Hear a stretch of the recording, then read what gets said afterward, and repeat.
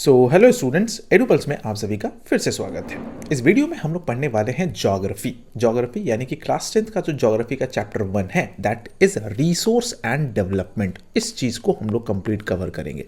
अब मैं कैसे पढ़ाऊंगा ये सबसे पहले आपको बता देता हूँ, ठीक है ना। इसको हम बनाए एकदम सिंपल लेमन लैंग्वेजेस में।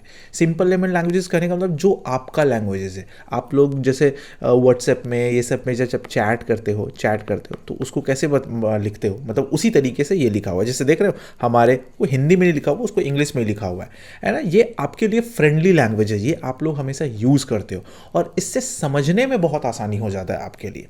तो अगर आप समझ सकते हो, मतलब अगर आप पूरा का पूरा समझ लेते हो तो आपके लिए क्या हो जाएगा ना, आपके लिए कोई भी चीज़, कोई भी फैक्ट दिमाग में रखना मुश्किल नहीं रहेगा और इसका यूज़ करके आप आसानी से एग्जाम में आंसर लिख सकते हो। क्योंकि आपको तो आंसर लिखना है, आपको तो टिक करना है नहीं, ज़्यादा टिक करने वाला क्वेश्चन है वो तो फैक्ट्स में कवर हो ही जाएगा, बट आपको तो लिखना है। तो आपको अगर डेटा ही नहीं ध्यान में रहेगा तो आप लिख नहीं पाओगे। तो मेरा ये मोटिव है कि आपको डेटा सही से दिया जाए, आपको सही तरीके से समझा दिया जाए। अगर आप समझ गए देन आप इजीली लिख लोगे, है ना। और एनसीईआरटी कोशिश करना है आपको शुरुआत से। हम भी आपको बताएंगे कि आंसर राइटिंग कैसे किया जाता है, एक क्वेश्चंस, और उसके लिए हम अलग वीडियोस बनाएंगे, है ना। वो उसके लिए आपको टेंशन लेने का जरूरत नहीं है। क्वेश्चंस रहेगा, उसमें आंसर कैसा होता है, आंसर का फॉर्मेट हम आपको देखिए, एक एक क्वेश्चंस को करवाएंगे। एनसीईआरटी का तो खैर क्वेश्चंस बनेगा ही बनेगा, और भी जो क्वेश्चंस बन सकता है पीवाईक्यू से उठा के रिलेटेड, वो सब चीज़ आपको कवर कराया जाएगा। तो बस आपको एडुपल्स के साथ बने रहना है, ठीक है। और मैं हूं आपका एसबी सर, और आपको हर एक चीज़ डिटेल में समझाने का जिम्मेवारी मेरे ऊपर है, ठीक है। चलिए, तो सबसे पहला जो चैप्टर है, अभी तक तो हम बात कर लिए कि कैसे पढ़ाना है, अब हम लोग पढ़ते हैं चैप्टर 1 में। हम लोग को जो पढ़ना है ना, that is resource and development. अब रिसोर्स और डेवलपमेंट को समझना पड़ेगा।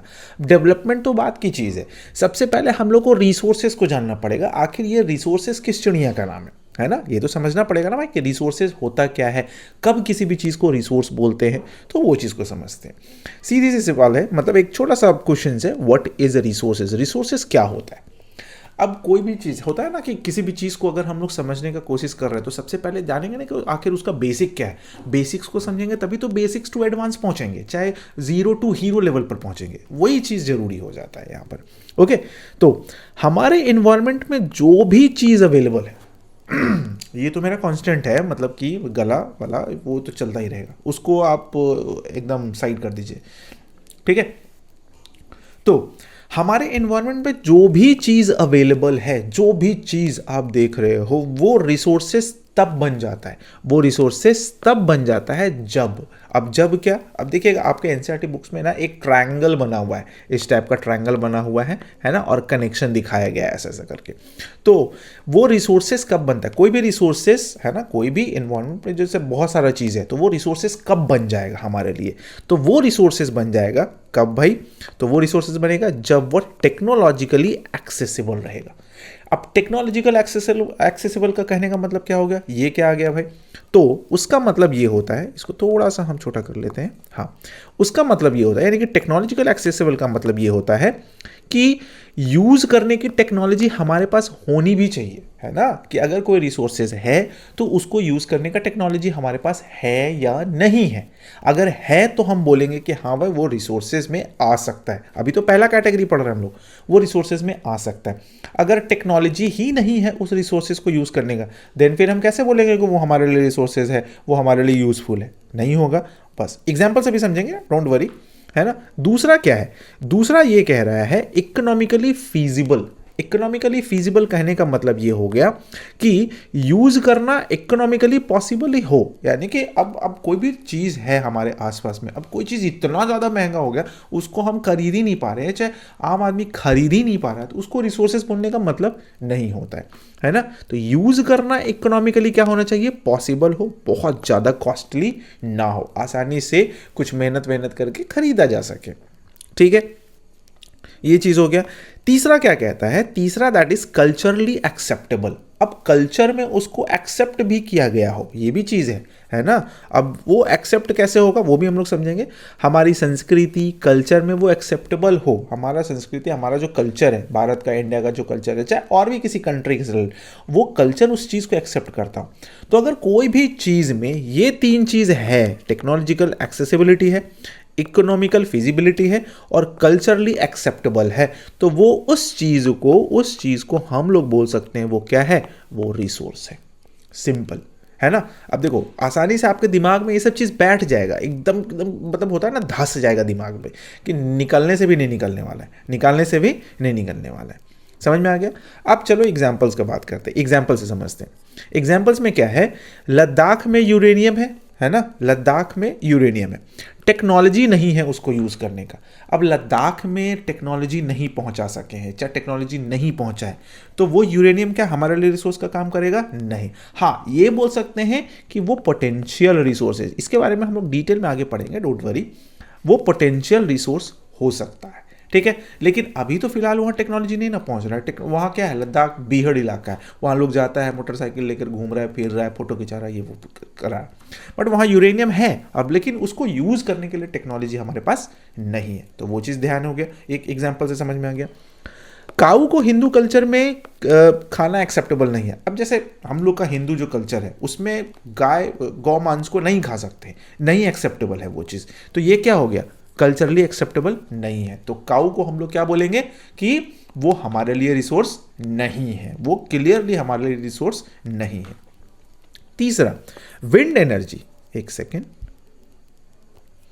हाँ, विंड एनर्जी राजस्थान में बहुत है, राजस्थान में विंड एनर्जी बहुत है, बट वहाँ टेक्नोलॉजी नहीं है, जिसके वजह से उसको हम लोग बोल सकते हैं डेवलप्ड रिसोर्सेज। वो डेवलप्ड है, कभी टेक्नोलॉजी पहुँच जाएगा तो उसको हम लोग यूज़ कर लेंगे, हो सकता है ना ये चीज़। तो बहुत सारा, जैसे यूरेनियम है, टेक्नोलॉजी नहीं है, काऊ को हिंदू कल्चर में एक्सेप्ट नहीं किया जाएगा भाई खाना, विंड एनर्जी राजस्थान में है बट वहाँ टेक्नोलॉजी नहीं है। तो ये सब सारा चीज़ बड़ा देखना पड़ता है कि कौन सा चीज़ किस लेवल पर है ना। तो ये तीन चीज़ बहुत ही इंपॉर्टेंट हो जाता है ना। आपको एक चीज़ याद रखना होगा, एक ही चीज़ किसी जगह रिसोर्स हो सकती है और किसी जगह नहीं। अब कोई ऐसा चीज़ है कि किसी जगह पर रिसोर्स नहीं हो सकता है बट किसी और जगह पर रिसोर्स हो सकता है, डिपेंड करता है कि वो वहाँ टेक्नोलॉजी है, इकोनॉमी है, कल्चर, ये सब चीज़ पर डिपेंड करता है कि टेक्नोलॉजी पर डिपेंड कर सकता है, इकोनॉमी पर डिपेंड कर सकता है, कल्चर पर डिपेंड कर सकता है। वो चल सकता है ना भाई कि हमारे लिए भले वो रिसोर्सेज नहीं हो लेकिन किसी और के लिए रिसोर्सेज हो, तो वो तो उसको बोलेगा ना भाई रिसोर्स। हम बोलेंगे नहीं भाई ये मेरे लिए रिसोर्स नहीं है, लेकिन अगला तो बोलेगा ना कि हाँ वो चीज़ मेरे लिए रिसोर्सेज है, क्योंकि हम ये मेरे लिए टेक्नोलॉजिकल एक्सेसिबल है, ये इकोनॉमिकली फिजिबल भी है और कल्चरली एक्सेप्टेबल भी है, तो फिर तो वो बोलेगा और हम लोग रोक भी नहीं सकते। ठीक है, ये चीज़ समझ में आ गया आपको। इसी तरीके से हम लोग पढ़ते चले जाएंगे, है ना, बिंदास। चलिए बात करते हैं नेचर, टेक्नोलॉजी और इंस्टीट्यूशन। जब नेचर, टेक्नोलॉजी और इंस्टीट्यूशंस मिलता है तब रिसोर्सेस अपने आप तैयार हो जाता है। नेचर, टेक्नोलॉजी और इंस्टीट्यूशंस, ठीक है। आपके एनसीईआरटी बुक से ही ये इस चीज़ को बनाया गया है ना। आप एनसीईआरटी को एक साइड में रखकर, चाहे इस वीडियो एनसीईआरटी को आप एक बार रीड कर लो और इसके बाद इसको देखोगे, समझोगे ना, आपको एक एक लाइन एनसीईआरटी का समझ में आने वाला है, ये मेरा गारंटी है ना। यहाँ तीन चीज़ मिलकर रिसोर्स बनाते हैं। यह तीन चीज़ क्या है, नेचर, टेक्नोलॉजी और इंस्टीट्यूशंस। ये तीनों का बहुत ही इंपॉर्टेंट रोल है, बहुत ही मतलब बहुत बड़े लेवल पर रोल है रिसोर्सेज को क्रिएट करने का। अब नेचर का बात करते हैं। नेचर क्या है, रॉ मटेरियल देती है भाई, हम लोग को रॉ मटेरियल मिलता है, जैसे कोल हो गया, वाटर हो गया, फॉरेस्ट हो गया, ये सब चीज़ मिला, अब उसके थ्रू रिसोर्सेज तैयार हो गया। टेक्नोलॉजी दिया, यूज़ करने के लिए तरीका देती है, भाई इसको यूज़ कैसे करना है, इसको यूज़ कैसे करना है, इसको यूज़ करना। अब कोयला पड़ा हुआ था इतना दिन से, करोड़ों साल से, लेकिन अब ना टेक्नोलॉजी आया, तो माइनिंग टेक्नोलॉजी आया, तो माइनिंग टेक्नोलॉजी के बेसिस पर हम उसको यूज़ कर पा रहे हैं, है ना। था तो कोयला बहुत दिन से, ऐसा थोड़ी है कि मतलब हम लोग जन्म लिए और कोयला आ गया, ऐसा तो नहीं था। इंस्टीट्यूशंस क्या है भाई, तो लॉज, गवर्नमेंट्स, ऑर्गेनाइजेशन जो डेवलपमेंट एक्सेलरेट करती है। अब लॉज भी होना चाहिए, है ना, लॉज रहेगा, गवर्नमेंट्स होगा, ऑर्गेनाइजेशन होगा जो इस चीज़ को मतलब जो एक्सेलरेट करेगा इस चीज़ को यूज़ करने के लिए, डेवलपमेंट के लिए एक्सेलरेट करती। तो नेचर भी चाहिए, टेक्नोलॉजी भी चाहिए और इंस्टीट्यूशंस भी चाहिए, है ना। जैसे एग्जाम्पल, कोल ज़मीन में पड़ा था हज़ारों सालों से, बहुत दिन से पढ़ा हुआ है भाई कोल का। हम लोग तो ज्योग्राफी में पढ़ते भी है, जूनियर क्लासेस में पढ़ चुके हैं भाई कि कोल कैसे बनता है ना। बहुत सारा सालों साल से ब्रिज है, जानवर है, ये सब चीज़ धंसते धंसते धंसते का टेम्परेचर प्रेशर ये सब की वजह से कोल बन जाता है। तो वो आज तो नहीं बना, वो बहुत पहले बना हुआ है। तो कोल ज़मीन में पड़ा हुआ था हज़ारों साल से। तो जब माइनिंग टेक्नोलॉजी आया तभी तो वो रिसोर्स बना, है ना। पहले सिर्फ एक मटेरियल था, तो पहले सिर्फ एक मटेरियल था, अब टेक्नोलॉजी आ गया, इंस्टीट्यूशंस आ गया, है ना, तब तो जाकर वो क्या बन गया, हमारे लिए रिसोर्स बन गया। तो एग्जाम्पल्स के तौर पर भी आपको समझना पड़ेगा, दिमाग में रखना पड़ेगा। यहाँ पर एक इंपॉर्टेंट पॉइंट्स है, सिर्फ रिसोर्सेज होना इनफ नहीं होता है, सिर्फ रिसोर्स होना इनफ नहीं है, साथ में टेक्नोलॉजी और इंस्टीट्यूशंस भी चाहिए। सिर्फ रिसोर्सेज मिल गया तो ज़रूरत नहीं है कि भाई हमको मटेरियल वाला मिल गया तो हो गया काम, नहीं, उसके लिए टेक्नोलॉजी भी चाहिए, उसके लिए इंस्टीट्यूशंस भी चाहिए। अब जैसे एग्जाम्पल में झारखंड के पास मिनरल्स है लेकिन फिर भी इकोनॉमिकली बैकवर्ड है। झारखंड में बहुत ज़्यादा मिनरल्स है, मतलब बहुत है, एक्सेस मिनरल्स है, बट वहाँ क्या है, इकोनॉमिकली बैकवर्ड है वो, क्योंकि टेक्नोलॉजी नहीं है और इंस्टीट्यूशनल सपोर्ट कम है, बहुत ज़्यादा कम है। तो टेक्नोलॉजी भी होना चाहिए और इंस्टीट्यूशनल सपोर्ट भी मिलेगा, तभी झारखंड जैसा स्टेट जो होगा ना बहुत ही ज़्यादा फुलफिल होगा, बहुत ही ज़्यादा ग्रोथ करेगा, बहुत ही ज़्यादा डेवलप करेगा। क्यों? क्योंकि वहाँ उसके पास बहुत ज़्यादा मिनरल्स है। आप लोग गूगल करके देखिए झारखंड में कितना सारा मिनरल्स है, बहुत अच्छा मिनरल्स और बहुत ही रिच है वो। लेकिन ना टेक्नोलॉजी है ना इंस्टीट्यूशंस है भी तो उस लेवल का काम नहीं है, तो बस पिछड़ा हुआ है बेचारा, इकोनॉमिकली बैकवर्ड में आता है ना। तो अब सवाल उठता है, क्या रिसोर्स नेचर का फ्री गिफ्ट है? सवाल उठता है कि क्या रिसोर्स नेचर का फ्री गिफ्ट है? ये बिल्कुल ही नहीं, ये पॉसिबल ही नहीं है, बिल्कुल नहीं। अब ये कैसे है, चलिए, ये एक बहुत गलत सोच है। अब गलत सोच कैसे है? रिसोर्स खुद नहीं बनते, ह्यूमंस उन्हें बनाते। रिसोर्स खुद थोड़ी बनता है। अब जैसे हमारे पास सपोज कर लीजिए हम मोबाइल चला रहे हैं, तो मोबाइल वो खुद थोड़ी बन गया, वो मेरे लिए रिसोर्स है ना। मोबाइल खुद तो नहीं बन गया, उसको तो कौन बनाया, ह्यूमंस बनाया। टेक्नोलॉजी आया, टेक्नोलॉजी का यूज़ करके ह्यूमंस अपना ब्रेन लगाया और उसको फिर बनाया, है ना। तो रिसोर्स खुद नहीं बनते हैं, ह्यूमंस उन्हें बनाते हैं। ह्यूमंस खुद एक इंपॉर्टेंट रिसोर्स है, तो जब ह्यूमन बना रहा है तो ह्यूमन भी एक बहुत बड़ा इंपॉर्टेंट रिसोर्सेज हो गया, क्योंकि अगर ह्यूमन नहीं रहेगा तो बनाएगा कौन, टेक्नोलॉजी का यूज़ कौन करेगा। अब बिल्ली को तो हम टेक्नोलॉजी नहीं बता देंगे, देखो भैया ये ऐसे ऐसे ऐसे ऐसे न्यूटन थर्ड लॉ बिल्ली को पढ़ाएंगे तो समझ में आएगा, नहीं आएगा। तो उसके लिए एक चाहिए क्या, ह्यूमन, जो एक डेवलप माइंड के साथ। तो डेवलप माइंड हम लोग हैं, तो हम लोग क्या कर रहे हैं, हम लोग भी एज अ रिसोर्स काम कर रहे हैं, ठीक है। वो एनवायरनमेंट में अवेलेबल मटेरियल को ट्रांसफर करके रिसोर्स बनाते हैं। हम लोग क्या करते हैं, ट्रांसफॉर्म ही तो करते हैं भाई। अलग अलग पार्ट से अलग अलग, जैसे मान लीजिए कोई रेयर अर्थ मटेरियल है, सेमीकंडक्टर चिप्स के लिए बन रहा है, तो वो हम लोग को अर्थ मटेरियल मिला, उसको फिर अलग अलग तरीके से यूज़ करके, मशीनरी लगाकर, फैक्ट्रीज लगाकर उसको एक सेमीकंडक्टर चिप बना दिया, जिसकी वजह से आज गाड़ी चल रहा है, एरोप्लेन चल रहा है, सैटेलाइट चल रहा है, मोबाइल चल रहा है, ये सब सारा कुछ चल रहा है। तो ये कितना इंपॉर्टेंट हो जाता है, सोच रहे हम लोग को था रॉ मटेरियल मिला हुआ था, बट उसका यूज़ किए हम एज ए ह्यूमन, और टेक्नोलॉजी एज अ नॉलेज उसको मिक्स किए, मैच किए और उसके बाद फिर बढ़ा दिए, अब यूज़ कर रहा है सब लोग। तो वही चीज़ होता है धीरे धीरे धीरे, और इसमें तो टाइम लगता है, क्योंकि इंसान है, इंसान गलती करेगा तो सीखेगा कि नहीं भाई ऐसे नहीं, ऐसे होना चाहिए था, ऐसे करते तो ज़्यादा अच्छा होता, ऐसे करते तो ज़्यादा अच्छा होता, ये चीज़ होता है ना। इसलिए अगर आपसे भी गलती होता है तो उसको बहुत ही ज़्यादा दिमाग पर, दिल पर, दिमाग पर नहीं लीजिए। गलती इंसान का, मतलब इंसान का आइडेंटिटी है भाई, गलती नहीं करेगा तो फिर वो भगवान नहीं करा जाएगा, सिंपल सी चीज़ है। और भगवान से भी गलती होता था, ऐसा थोड़ी है कि भगवान से गलती नहीं होता था। कोई भी जाके तपस्या वपस्या कर लेता था और जाके भगवान जी भी जाके दे देते, तो उसको लो आशीर्वाद दे दिए, हो गया, चलो जा हटा, है। अब भगवान को दौड़ा रहा है, तो वो तो उन लोग भी गलती करते थे, उन लोग भी उपाय खोज लेते थे, हम लोग भी उपाय खोज लेते हैं, ऑब्वियस है। चलिए सिंपल एग्जांपल के बात करते हैं, है ना। एक पत्थर जंगल में पड़ा हुआ है, अगर जंगल में एक पत्थर पड़ा हुआ है तो वो क्या है, सिर्फ एक स्टोन है, बट उसी पत्थर को कोई आइडल बना देता है, कोई कुछ भी बना देता है, तो वो एक कल्चरल रिसोर्स बन जाता है। मूर्ति बन गया, मंदिर में रखा गया, कितना बड़ा रिसोर्सेज, कल्चरल रिसोर्सेज बन गया, है ना। कोई पॉट बना दिया तो कल्चरल रिसोर्सेज बन गया। उसी पत्थर से टूल बनते चले गए तो वो भी एक इकोनॉमिक रिसोर्सेज हो गया। उसी पत्थर से टूल भी बन रहा है तो वो भी इकोनॉमिकली रिसोर्सेज हो गए। तो ये बहुत ज़रूरी हो जाता है एग्जाम्पल्स समझना। एग्जाम्पल से आपको हर एक चीज़ बहुत ज़्यादा क्लियरली हो जाता है, पता चल जाता है। ओके, चलिए बात करते हैं रिसोर्स के क्लासिफिकेशंस का। ये बहुत ही इंपॉर्टेंट पार्ट है और इससे एग्जाम्स में क्वेश्चंस आता है। तो आपको समझाना मेरी जिम्मेवारी है ना, आपको समझाना, उसके बाद क्वेश्चंस प्रैक्टिस करना, क्वेश्चंस को कैसे राइट करना है, आंसर राइटिंग क्या करना है, वो सब मेरे जिम्मे है, वो सब हम आपको करके दिखाएंगे और बताएंगे कैसे आंसर राइटिंग होता है। ओके, चलिए बात करते हैं ऑरिजिन के बेसिस पर। अब सबसे पहला जो कैटेगरी आता है क्लासिफिकेशंस में, ऑरिजिन के बेसिस पर, बायोटिक और अबायोटिक। बायोटिक और अबायोटिक यानी कि एक लिविंग थिंग्स वाला और एक नॉन लिविंग थिंग्स वाला, उसको समझते हैं क्या है। बायोटिक रिसोर्सेज को देखते हैं तो बायोटिक रिसोर्सेज क्या है भाई, जिन्हें लिविंग थिंग्स से, जो लिविंग थिंग्स से मिलता है, यानी कि जो चीज हम लोग को लिविंग थिंग्स के थ्रू मिल रहा है, that is the biotic resources. Clear है, number 1 point. Number 2 is examples, forest, animal, fish, birds, insect, human beings, live stocks, crops, ये सब किस में आ गया, बायोटिक रिसोर्सेज। क्यों? क्योंकि इसमें लिविंग थिंग्स है, ये लाइव है, इसमें जान है, इसमें सब कुछ है वो चीज़। इनमें ऑर्गेनिक मैटर होता है, इसमें जितना भी हो, लिविंग थिंग्स में क्या होगा, ऑर्गेनिक है। अब लिविंग थिंग्स को ऑर्गेनिक तो बोलते ही है ना हम लोग, ऑर्गेनिक केमिस्ट्री में पढ़ते हैं, तो ऑर्गेनिक केमिस्ट्री में क्या, लिविंग प्लांट्स एंड एनिमल्स, तो वो ऑर्गेनिक मैटर होता है और इन्हें रिप्रोड्यूस किया जा सकता है।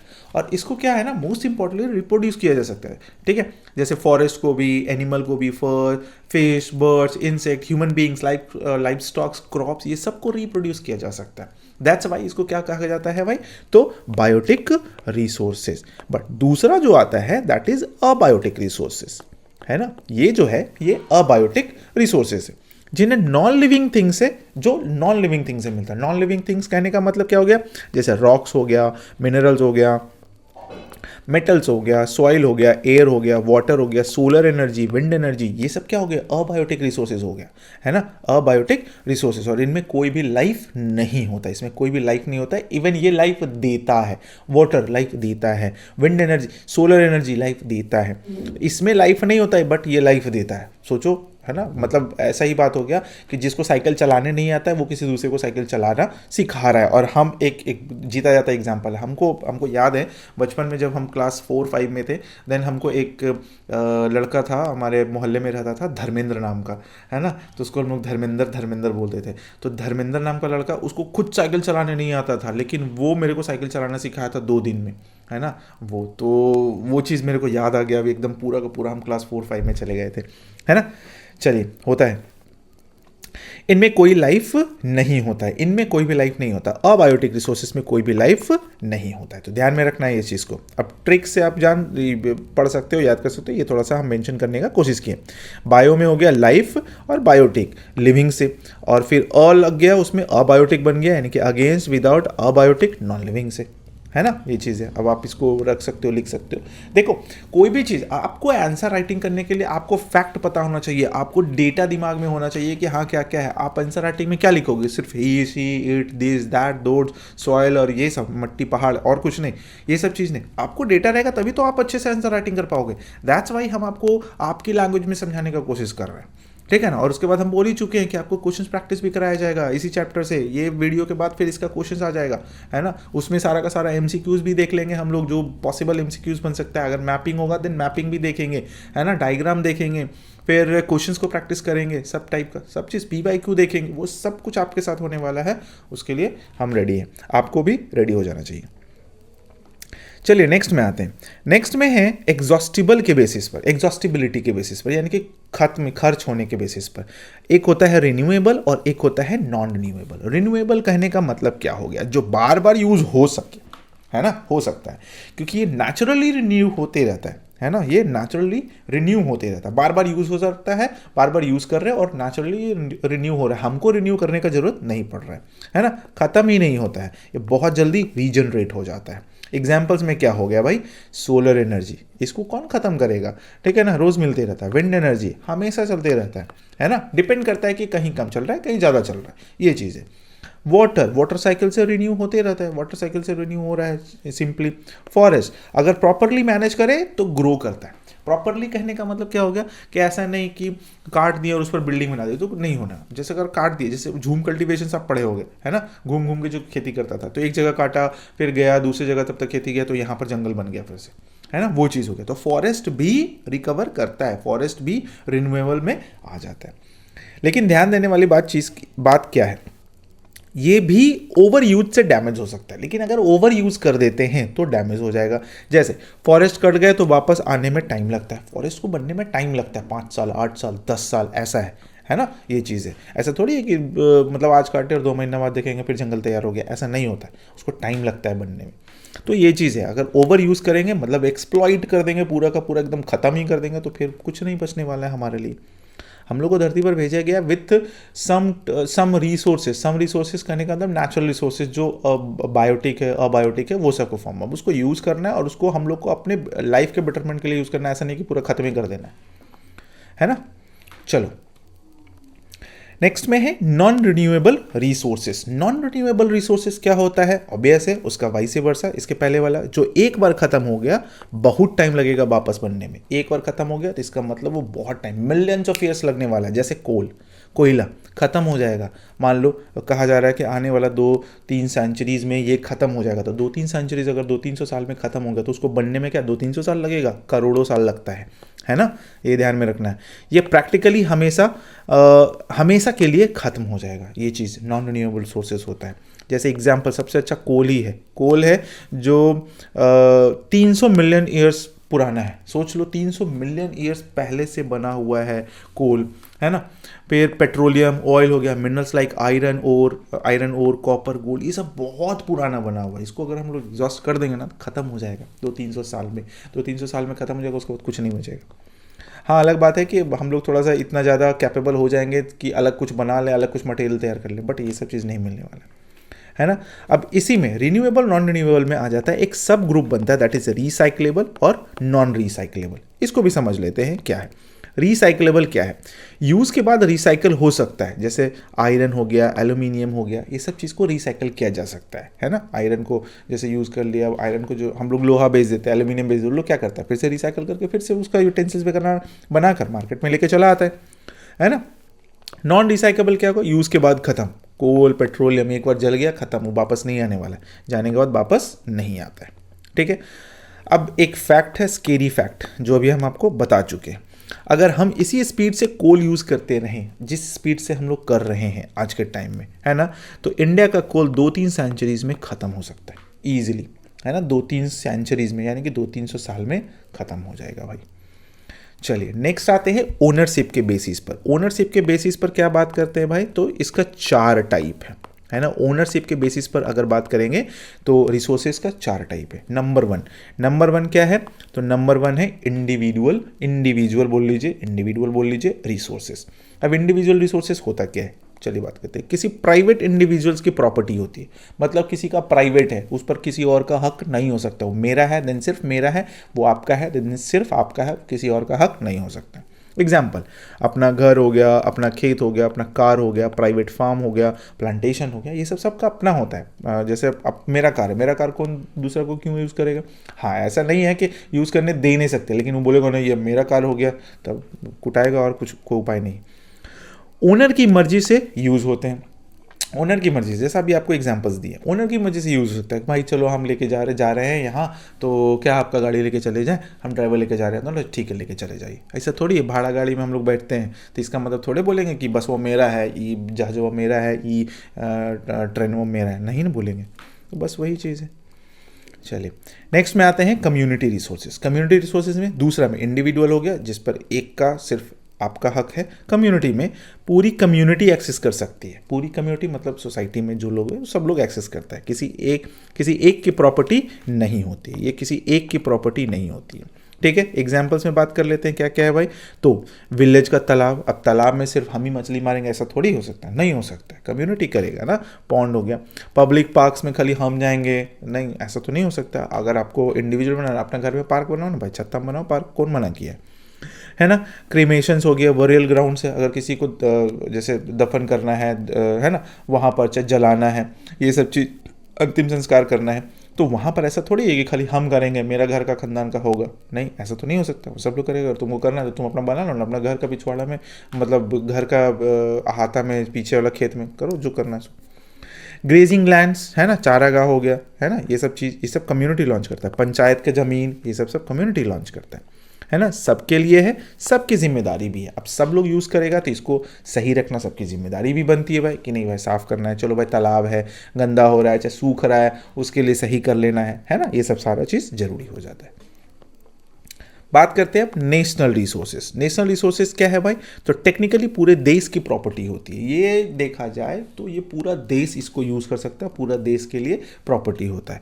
गवर्नमेंट इन पर कंट्रोल करती है। गवर्नमेंट कंट्रोल करती है क्यों? क्योंकि अगर छोड़ देगी, नहीं हमको नहीं मतलब है, तो कल आके कोई बोलेगा ये मेरा है, कल आके बोलेगा ये मेरा है, वो लगा देगा 10 गुंडा, वो लगा देगा 10 गुंडा, हो जाएगा कुटम कुटाई, और पता चल रहा है मर मुरा रहा है सब लोग, और किसी को यूज़ ही नहीं होता। इसलिए गवर्नमेंट कंट्रोल करता है। गवर्नमेंट अपनी तरह से बोलता है कि नहीं भैया तुमको यूज़ करना है, यूज़ कर लो, अच्छी बात है, घूमो फिरो आओ जाओ, कोई रोक टोक नहीं है। लेकिन अपना बोलेगा मतलब लात जुत्तम हो जाएगा।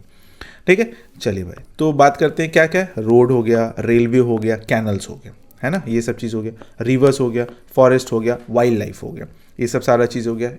किस में? National resources. मिनरल्स हो गया, ocean up to 12 nautical miles. 12 nautical miles कहने का मतलब कि अगर मान लेते हैं ये वाला रीजन है हमारा भारत का, तो यहाँ से 12 नॉटिकल माइल है ना, 12 नॉटिकल माइल ये टेरिटोरियल वाटर होता है किसी भी कंट्री का, यानी कि अपना जो कोस्टल एरिया होता है वहाँ से 12 नॉटिकल माइल तक का। तो ये चीज़ इसका अपना है, हम लोग उसको यूज़ कर सकते हैं। अब इसके आगे अगर जाते हैं तो फिर हम लोग अपने से नहीं जा सकते, इसमें परमिशन लेने का जरूरत पड़ जाता है। सरकारी ज़मीन, वेस्ट लैंड, ये सब सारा का सारा चीज़ गवर्नमेंट इन रिसोर्सेज को अलोकेट करती है। गवर्नमेंट ये सब सारा का सारा रिसोर्सेज पर काम करती है, इसको अलोकेट करती है कि भाई ज़रूरत है, चलो ठीक है, ऐसा ऐसा काम है, तो गवर्नमेंट एक पूरी तरीके से इस पर कंट्रोलेबल है। ठीक है, अब आते हैं इंटरनेशनल रिसोर्सेज। इंटरनेशनल रिसोर्सेज क्या होता है भाई? तो इंटरनेशनली समझ लेते, किसी एक देश की प्रॉपर्टी नहीं होती है। यहाँ पर कोई एक देश नहीं बोल सकता कि ये मेरा है, नहीं हो सकता, ये पॉसिबल नहीं है। इंटरनेशनल है मतलब ग्लोबल लेवल पर चला गया सब लोग के लिए। इंटरनेशनल इंस्टीट्यूशंस इन्हें रेगुलेट करती है, इंटरनेशनल इंस्टीट्यूशंस इसको चलाती है, रेगुलेट करती है, कंट्रोल करती है। Examples, ocean resources 200 nautical miles के बाद, है ना, यानी कि 200 नॉटिकल माइल्स के बाद का जो रिसोर्सेज है, यानी कि एक्सक्लूसिव इकोनॉमिक जोन के बाहर 200 नॉटिकल माइल्स के बाद का जो एरिया हो गया, जो पानी हो गया, चाहे जो बॉर्डर हो गया, जो भी पानी वाला में, वो इंटरनेशनल इंस्टीट्यूशंस में आता है। अब अगर आपको उसमें कुछ करना है देन आपको परमिशन लेना पड़ेगा, है ना। अंटार्कटिका, आउटर स्पेस, ये सब सारा चीज़ क्या हो जाता है, ये सब का सब इंटरनेशनल इंस्टीट्यूशंस के अधीन आ जाता है। आपको आउटर स्पेस में करना है कुछ तो आपको परमिशन लेना पड़ता है। ऐसा थोड़ी है कि नहीं भाई चलो, कोई भी देश अकेला क्लेम नहीं कर सकता। अब कोई बोलेगा हम चंद्रमा पर चल गए, अब कुछ चंद्रमा मेरा है, तो भाई वही होगा जो धरती पर हो रहा है। फिर याद करने का ट्रिक देख सकते हो, individual, community, national, international, circle बढ़ते जाएगा, है ना। यानी कि इंडिविजुअल्स हो गया, ऐसे इंडिविजुअल हो गया, कम्युनिटी हो गया, फिर नेशनल हो गया, इंटरनेशनल हो गया, तो ये सर्कल क्या होता है, बढ़ते चला जाता है इंक्रीजिंग ऑर्डर में ओनरशिप का। कि इंडिविजुअल में हो गया सबसे एक का, इसमें कम्युनिटी हो गया चलो भाई 2, 3, 4 मान सकते हैं, नेशनल में हो गया 50, 100, 1000, इंटरनेशनल में हो गया लाख, ऐसा ऐसे ऐसे करके, ठीक है, सर्कल बढ़ते चला जाता है। आते हैं नेक्स्ट में, ये है हमारा डी, डेवलपमेंट स्टेटस के बेसिस पर, है ना, डेवलपमेंट किस हिसाब से हो रहा है, और ये इंपॉर्टेंट भी है तो ध्यान से समझना है इसको, है ना। पोटेंशियल, डेवलप्ड, स्टॉक और रिजर्व। और स्टॉक और रिजर्व ना सीबीएसई का बहुत ही फेवरेट टॉपिक है। इससे क्वेश्चन वो देता ही देता है, खाना नहीं पचेगा उसको क्वेश्चन नहीं देगा, तो है ना। चलिए समझ लेते हैं। सबसे पहले ये सबसे कंफ्यूजिंग पार्ट है, ध्यान से पढ़ना है। पोटेंशियल रिसोर्सेज क्या होता है? पोटेंशियल रिसोर्सेज का मतलब अवेलेबल है इन्वायरमेंट, यानी कि इन्वायरमेंट में वो है लेकिन अभी तक यूज नहीं हुआ, है ना। इन्वायरमेंट में है लेकिन अभी तक यूज नहीं हुआ, या तो टेक्नोलॉजी नहीं है या अभी ज़रूरत नहीं पड़ा। अब दो कारण हो सकता है। अब इन्वायरमेंट में है तो यूज़ काहे नहीं किया भाई, तुम्हारे पास नहीं है क्या टेक्नोलॉजी, तो बोल रहा है कि नहीं। हो सकता है कि टेक्नोलॉजी नहीं होगा और हो सकता है कि उसको ज़रूरत नहीं पड़ा होगा, इसलिए जैसे है वैसे ही रहेगा। ठीक है, एग्जाम्पल में राजस्थान और गुजरात में सोलर और विंड एनर्जी का वास्ट पोटेंशियल है। अब राजस्थान और गुजरात की बात करते हैं तो सोलर एनर्जी और विंड एनर्जी बहुत मात्रा में है, लेकिन पूरा यूज़ नहीं हो रहा है अभी। क्यों नहीं हो रहा है? वहाँ टेक्नोलॉजी नहीं है ना। ज़रूरत तो है बट टेक्नोलॉजी नहीं है, तो किसी ना किसी बेसिस पर वो पीछे हट जा रहा है। लद्दाख में यूरेनियम डिपॉजिट्स बहुत है लेकिन यूज़ करने की टेक्नोलॉजी अभी नहीं है, वहाँ यूज़ करने की टेक्नोलॉजी नहीं है। तो बोल सकते हैं कि ये सब क्या हो गया, पोटेंशियल रिसोर्सेज हो गया, जो इन्वायरमेंट में तो है लेकिन अभी तक हम लोग यूज़ नहीं किए हैं। ठीक है, चलो भाई आगे आते हैं डेवलप्ड रिसोर्सेज, है ना। ये डेवलप्ड रिसोर्सेज, इसके बारे में समझते हैं क्या है। जिनकी सर्वे हो चुकी है, यानी कि पता चल चुका है कि भाई कितना है, कैसा है, सब पता है सब लोगों को। गवर्नमेंट को ले लेते हैं, गवर्नमेंट के बेसिस पर बात करते हैं। तो पता है कि गवर्नमेंट को कि कितना है, कैसा है, ये जो है ना आएगा बस ठक ठक ठक ठक ठक ठक ठक तुम गोली जैसे चलाता है भाई है बगल का ही घर का है। जिनकी सर्वे हो चुकी है, यानी कि कितना है, कैसा है, ये सब पता है गवर्नमेंट को, बट अभी एक्टिवली यूज नहीं हो रहा है, एक्टिवली उसको यूज नहीं कर रहा है। जैसे कोल माइंस ऑफ झारखंड जो अभी चल रहा है, बॉम्बे हाई ऑयल फील्ड्स, ठीक है। अब जैसे झारखंड में कोल माइंस है, वो चल रहा है, यूज हो रहा है। बॉम्बे हाई है ना ऑयल फील्ड्स है, वहाँ भी थोड़ा बहुत मतलब सर्वे हो चुका है, कितना है, कैसा है, ये सब चीज़ है, बट बहुत ज़्यादा एक्टिवली यूज नहीं किया जा रहा है ना, बहुत ज़्यादा एक्टिवली यूज नहीं किया जा रहा है। चलिए नेक्स्ट में आते हैं, दैट इज स्टॉक। स्टॉक क्या है भाई? वो स्टॉक नहीं कंपनी वाला, स्टॉक मार्केट वाला, ये स्टॉक अलग है। अवेलेबल है लेकिन यूज करने की टेक्नोलॉजी ही नहीं है अभी। अवेलेबल है, एक चीज़ है, जैसे मान लेते हैं कोई भी चीज़ है, उसको यूज करने का हमारे पास टेक्नोलॉजी नहीं है, इसलिए यूज नहीं कर पा रहे हम लोग, असहाय है। क्यों असहाय है भाई? क्योंकि उसको हम लोग यूज नहीं कर सकते, उसको यूज करने के लिए हमारे पास टेक्नोलॉजी नहीं है, नॉलेज नहीं है। ये चीज़ एग्जाम्पल में बात करते हैं, हाइड्रोजन तो बहुत ज़्यादा है भाई, पानी में तो हाइड्रोजन ही है ना, मतलब एक मॉलिक्यूल अगर ले लेते हैं वाटर का, तो उसमें 2 एटम हाइड्रोजन का है, सोचो। तो वाटर में तो हाइड्रोजन है, लेकिन इससे एफिशिएंटली फ्यूल की तरह यूज़ करने की टेक्नोलॉजी अभी फुल्ली डेवलप नहीं हुई है ना। यानी कि अवेलेबल है लेकिन हम लोग के पास उसको यूज़ करने का, फुल्ली यूज़ करने का टेक्नोलॉजी नहीं है। तो वो हो सकता है, वो किस में जाएगा? स्टॉक में जाएगा। सी वाटर का बात करते हैं, राजस्थान में पानी नहीं है, तो हम लोग समझते हैं, लेकिन सी वाटर को पोर्टेबल बनाना अभी ज़्यादा कॉस्टली है। हम सी वाटर को पोर्टेबल बना सकते हैं, राजस्थान में नहीं है तो बगले में तो है ना भाई सी, तो उसको हम बना सकते हैं, बट वो हमारे लिए भी बहुत ज़्यादा कॉस्टली है, तो हम किसी ना किसी वजह से पीछे पड़ जा रहे हैं, है ना ये चीज़। चलो बात करते हैं रिजर्व के बारे में। रिजर्व क्या कहता है? रिजर्व ये कहता है रिजर्व स्टॉक का ही एक पार्ट है, स्टॉक का ही एक पार्ट है, यानी कि उसी से लिंकअप किया हुआ है। अवेलेबल है, टेक्नोलॉजी भी है यूज़ करने की, लेकिन अभी स्टार्ट नहीं किए हैं, है ना। मतलब क्या हो गया कि अवेलेबल है, ये हमको पता है कितना है, कैसा है, बहुत अच्छा है, ये सब चीज़ पता है। टेक्नोलॉजी भी है हमारे पास, यानी कि टेक्नोलॉजी, लेकिन अभी हम स्टार्ट नहीं किए।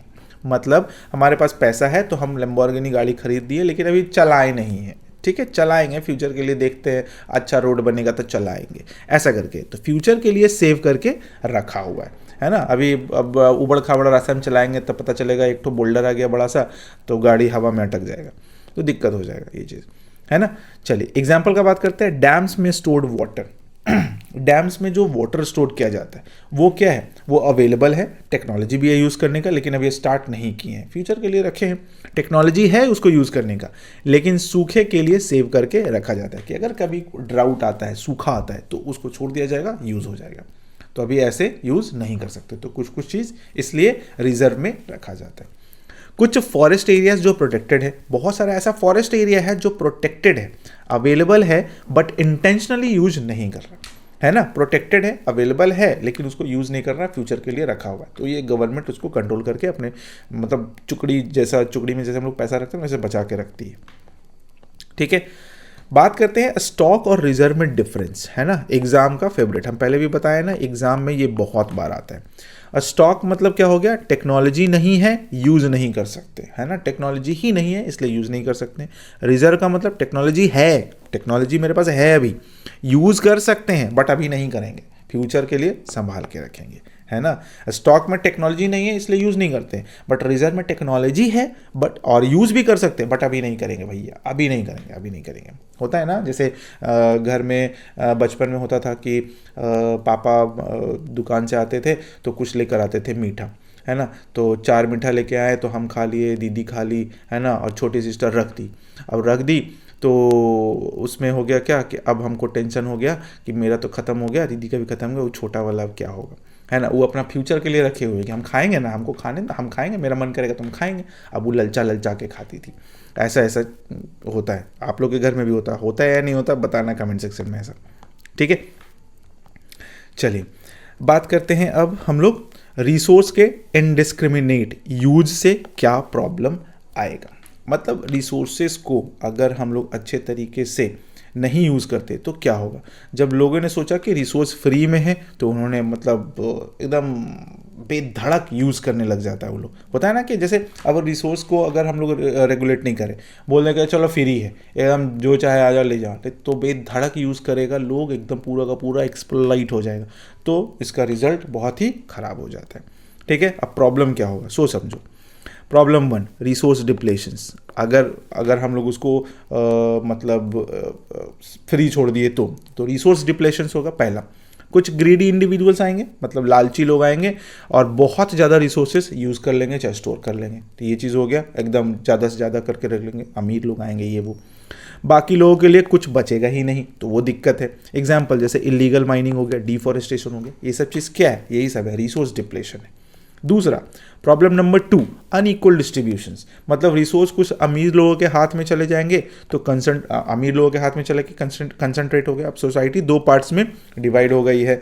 हैव्स जिसके पास है, यानी कि अमीर जिनके पास रिसोर्सेज है, और हैव नॉट्स वाले जो गरीब हैं जिनके पास रिसोर्सेज नहीं है ना। तो ये 2 पार्ट में हो जाएगा, तो अनइक्वल डिस्ट्रीब्यूशंस हो गया, तो ये भी बहुत खराब हो जाता है।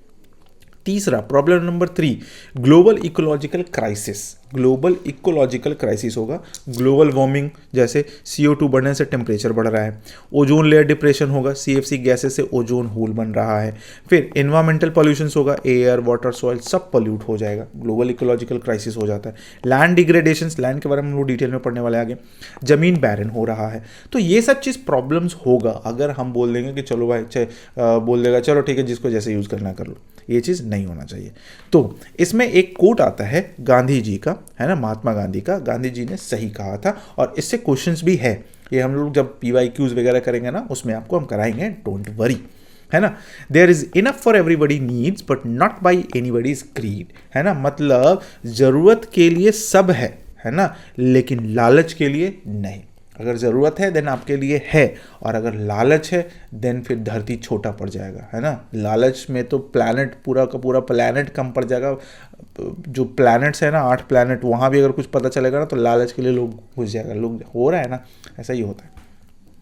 लालच का अंत नहीं होता है, एक लूप है वो, और कुछ नहीं, इन्फिनिटी लूप। चलिए, रिसोर्स प्लानिंग क्यों ज़रूरी है? अब रिसोर्स का प्लानिंग क्यों जरूरी है? रिसोर्स को ऐसे छोड़ देना भी नहीं, देख लिए प्रॉब्लम हम लोग कितना सारा फेस कर लिए।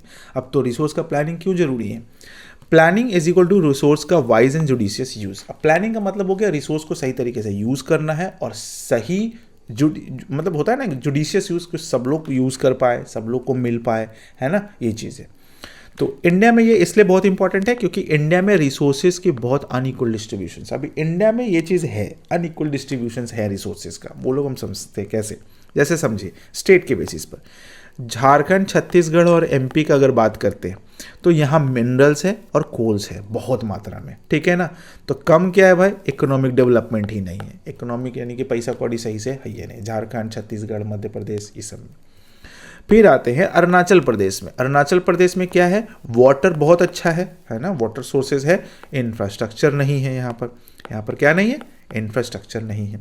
फिर बात करते हैं राजस्थान। राजस्थान में क्या है भाई, तो सोलर एनर्जी, विंड एनर्जी बहुत मात्रा में है, बट यहाँ वाटर नहीं है ना, टेक्नोलॉजी नहीं पहुँच पाया सही से, वो चीज़ है। फिर आते हैं लद्दाख में। लद्दाख में क्या है भाई, तो कल्चरल हेरिटेज है, बट हुआ क्या, वाटर, इंफ्रास्ट्रक्चर, मिनरल्स ये बहुत कम है। तो ये सब चीज़ हो जाता है। एक सेकेंड, चलिए ठीक है, तो ये सब चीज़ कमी है, इसलिए बैलेंस प्लानिंग बहुत ज़रूरी है, चाहे वो नेशनल हो, स्टेट हो, रीजन और लोकल लेवल, कोई भी लेवल पर हो, तो बैलेंस्ड प्लानिंग चाहिए होगा रिसोर्सेज के लिए। अब रिसोर्स प्लानिंग के 3 स्टेप्स को हम लोग देख लेते हैं क्या क्या है। आपके बुक्स में जो लिखा हुआ उसको हम सिंप्लीफाई करके यहाँ पर लिखे। तो आप NCERT तो खैर छोड़ ही नहीं सकते, उसको छोड़ने का कोई भी मतलब नहीं बनता है, आप एकदम नहीं छोड़िए, ठीक है। चलिए, आइडेंटिफिकेशन एंड इन्वेंट्री। सबसे पहला रिसोर्स प्लानिंग का सबसे पहले आइडेंटिफाई करना पड़ेगा, है ना, सबसे पहले आइडेंटिफाई करना पड़ेगा, इन्वेंट्री का पता करना पड़ेगा कि क्या है कितना है। पूरे देश में रिसोर्सेज का सर्वे करना पड़ेगा, है ना, मैप बनाना पड़ेगा, है ना, क्वालिटेटिव कैसी क्वालिटी है वो पता करना पड़ेगा, और क्वांटिटेटिव कितना है वो पता करना पड़ेगा, सब एस्टिमेशन करना होगा सबसे पहला, है ना। ये 3 स्टेप का पहला स्टेप। दूसरा, प्लानिंग स्ट्रक्चर बनाना पड़ेगा, अप्रोप्रिएट टेक्नोलॉजी डेवलप करना पड़ेगा, तभी तो यूज़ कर पाएंगे, और नहीं तो टेक्नोलॉजी नहीं रहेगा तो यूज़ कैसे करेंगे, जैसे लद्दाख में यूरेनियम का हाल हो रहा है। स्किल्ड मैन पावर तैयार करना पड़ेगा, human as a best resource, बहुत ही अच्छा रिसोर्स है, तो उसको तो स्किल करना पड़ेगा ना, उसको तो बताना पड़ेगा ना भाई ऐसे ऐसे ऐसे ऐसे करना है, तो वो चीज़ नहीं होगा तो फिर दिक्कत है। और इंस्टीट्यूशनल सेटअप बनाना पड़ेगा जो प्लान्स इंप्लीमेंट कर सके। अब इंस्टीट्यूशंस भी बनाना पड़ेगा ताकि प्लान को सेटअप करे, प्लान्स को एग्जीक्यूट करे, कैसे करेगा, टीम रहेगा उसमें तभी तो ये दूसरा हो गया। तीसरा में आते हैं नेशनल प्लान से मैच करना पड़ेगा। अब नेशनल प्लान कैसे हो गया, रिसोर्स डेवलपमेंट प्लान्स को ओवरऑल नेशनल डेवलपमेंट प्लान से मैच करना पड़ेगा। नेशनल डेवलपमेंट प्लान्स तो होता है ना, कुछ नेशनल में बनता है, उसको मैच करके तभी तो जाके पूरा का पूरा एक डायरेक्शंस में चल पाएगा, नहीं तो पता चलेगा एक तो उधर है। मतलब प्लानिंग का मतलब क्या होता है, एक प्रॉपरली डायरेक्शंस में यूज करके चलना है, स्ट्रैटेजिकली सब कुछ करना पड़ेगा ताकि सब एक डायरेक्शन में चले। ठीक है, तो सॉरी, हाँ, इंडिया में ये काम कब स्टार्ट हो गया था भाई, तो first 5 year plan, 5 year plan होता है ना, पंचवर्षीय योजना, फर्स्ट 5 ईयर प्लान उस समय से ये स्टार्ट हो गया था, शुरू कर दिया गया था इंडिपेंडेंस के बाद से। ठीक है, तो ये आपके बुक में भी आपको मिलेगा, प्रॉपरली हर चीज़ है बुक में, ऐसा नहीं है ना। अब बात करते हैं रिसोर्स कंजर्वेशन का। रिसोर्स कंजर्वेशन कहने का मतलब क्या है, रिसोर्स को बचाना क्यों जरूरी है, क्यों बचाना है हम लोगों को रिसोर्सेज को। तो ओवर यूज और इरेशनल यूज से सोशियो इकोनॉमिक और इन्वायरमेंटल प्रॉब्लम्स आते हैं। अब सोशियो इकोनॉमिक मतलब सोशल इकोनॉमिकली बहुत खराब हो जाएगा, इन्वायरमेंटल प्रॉब्लम्स भी आएगा, इसलिए कंजर्वेशन बहुत जरूरी है, कंजर्व करना बहुत जरूरी है भाई। ऐसा थोड़ी है कि हम लोग एकदम पूरा का पूरा खत्म कर दे, एक्सप्लॉइट कर दे, पूरा का पूरा एकदम स्वाहा कर दे, नहीं, सस्टेनेबल डेवलपमेंट होना चाहिए उसके लिए, है ना। तो कौन कौन से लोग ऑर्गेनाइजेशन ने कंजर्वेशन की बात की उसके बारे में समझेंगे हम लोग। इसमें बहुत सारा चीज़ें आपके बुक्स में, बॉक्स वगैरह में सब बना हुआ है। सबसे पहले आते हैं महात्मा गांधी।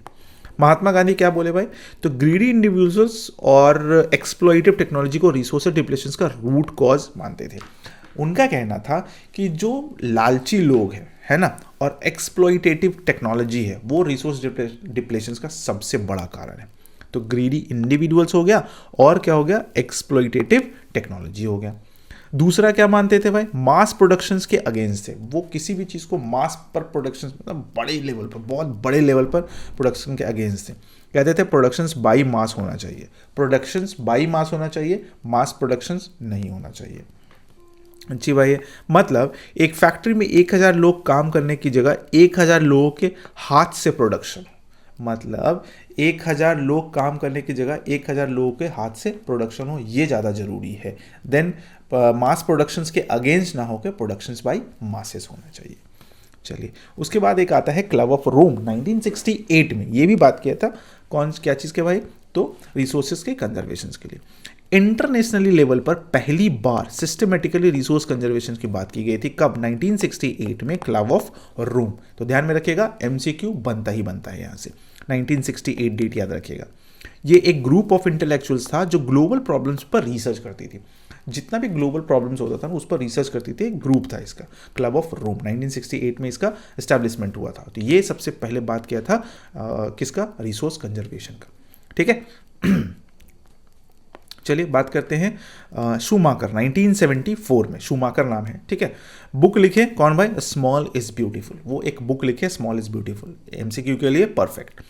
गांधीयन फिलॉसफी को इंटरनेशनल प्लेटफॉर्म पर रखा, मतलब जो गांधी जी का जो सोचना था, मानना था, उसको वो इंटरनेशनली ले जाकर रखे, इंटरनेशनली रिप्रेजेंट किए।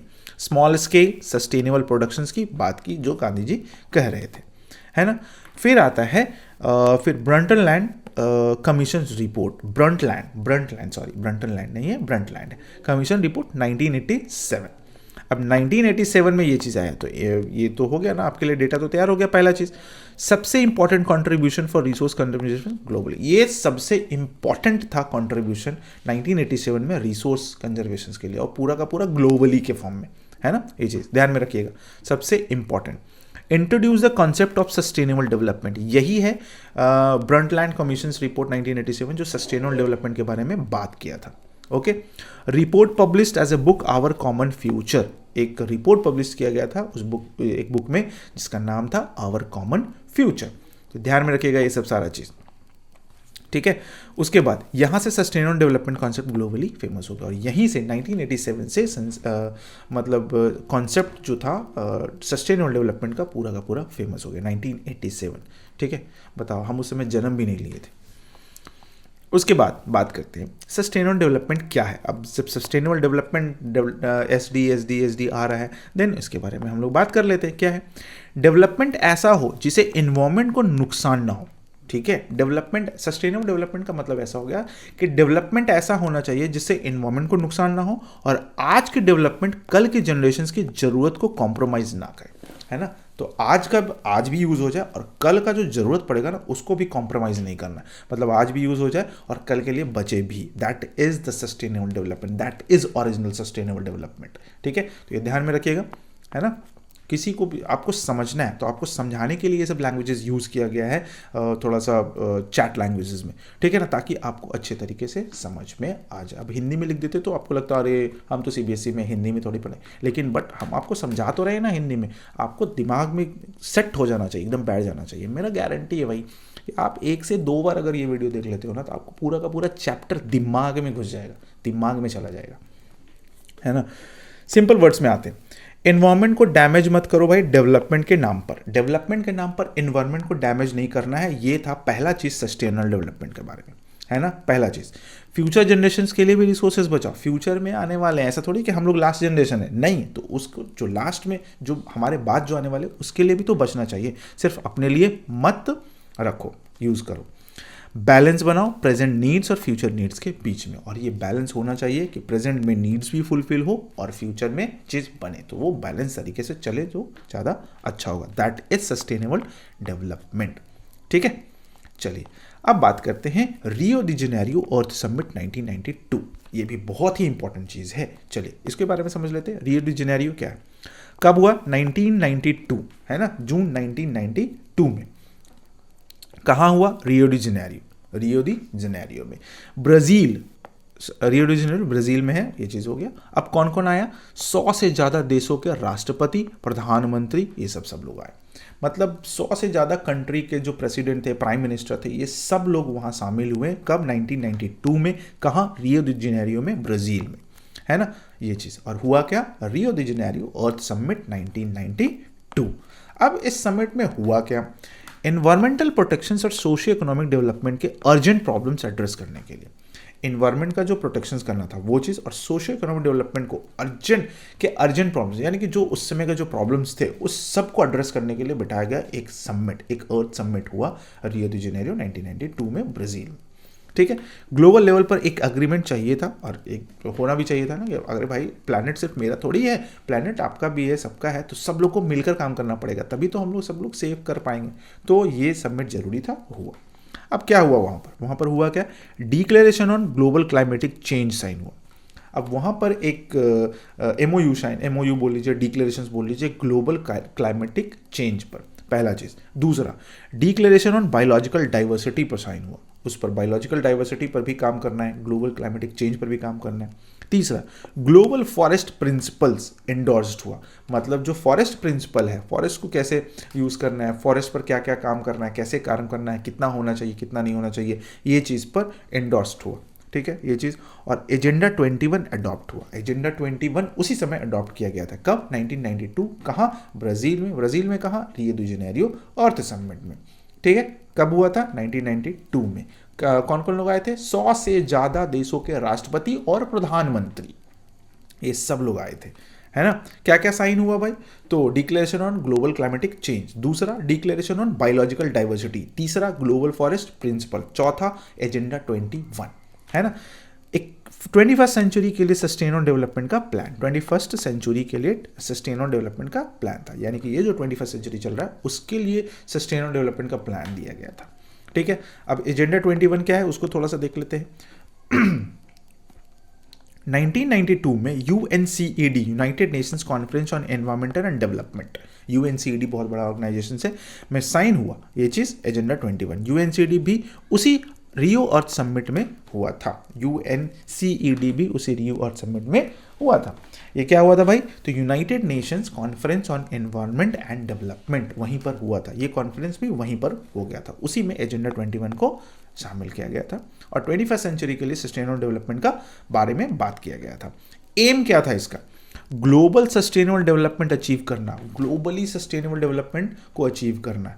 दूसरा कॉम्बैट करना है किसका, यानी कि किससे लड़ाई करना है, किससे लड़ना और किसको सेव करना है, एनवायरमेंट डैमेज को कम करना है, पॉवर्टी, डिजीज, ग्लोबल कॉर्पोरेशंस के हेल्प से, मतलब एनवायरमेंट डैमेज हो रहा है उससे कोप अप करना है, पॉवर्टी को ख़त्म करना है, डिजीज जो आ रहा है उसको हटाना है।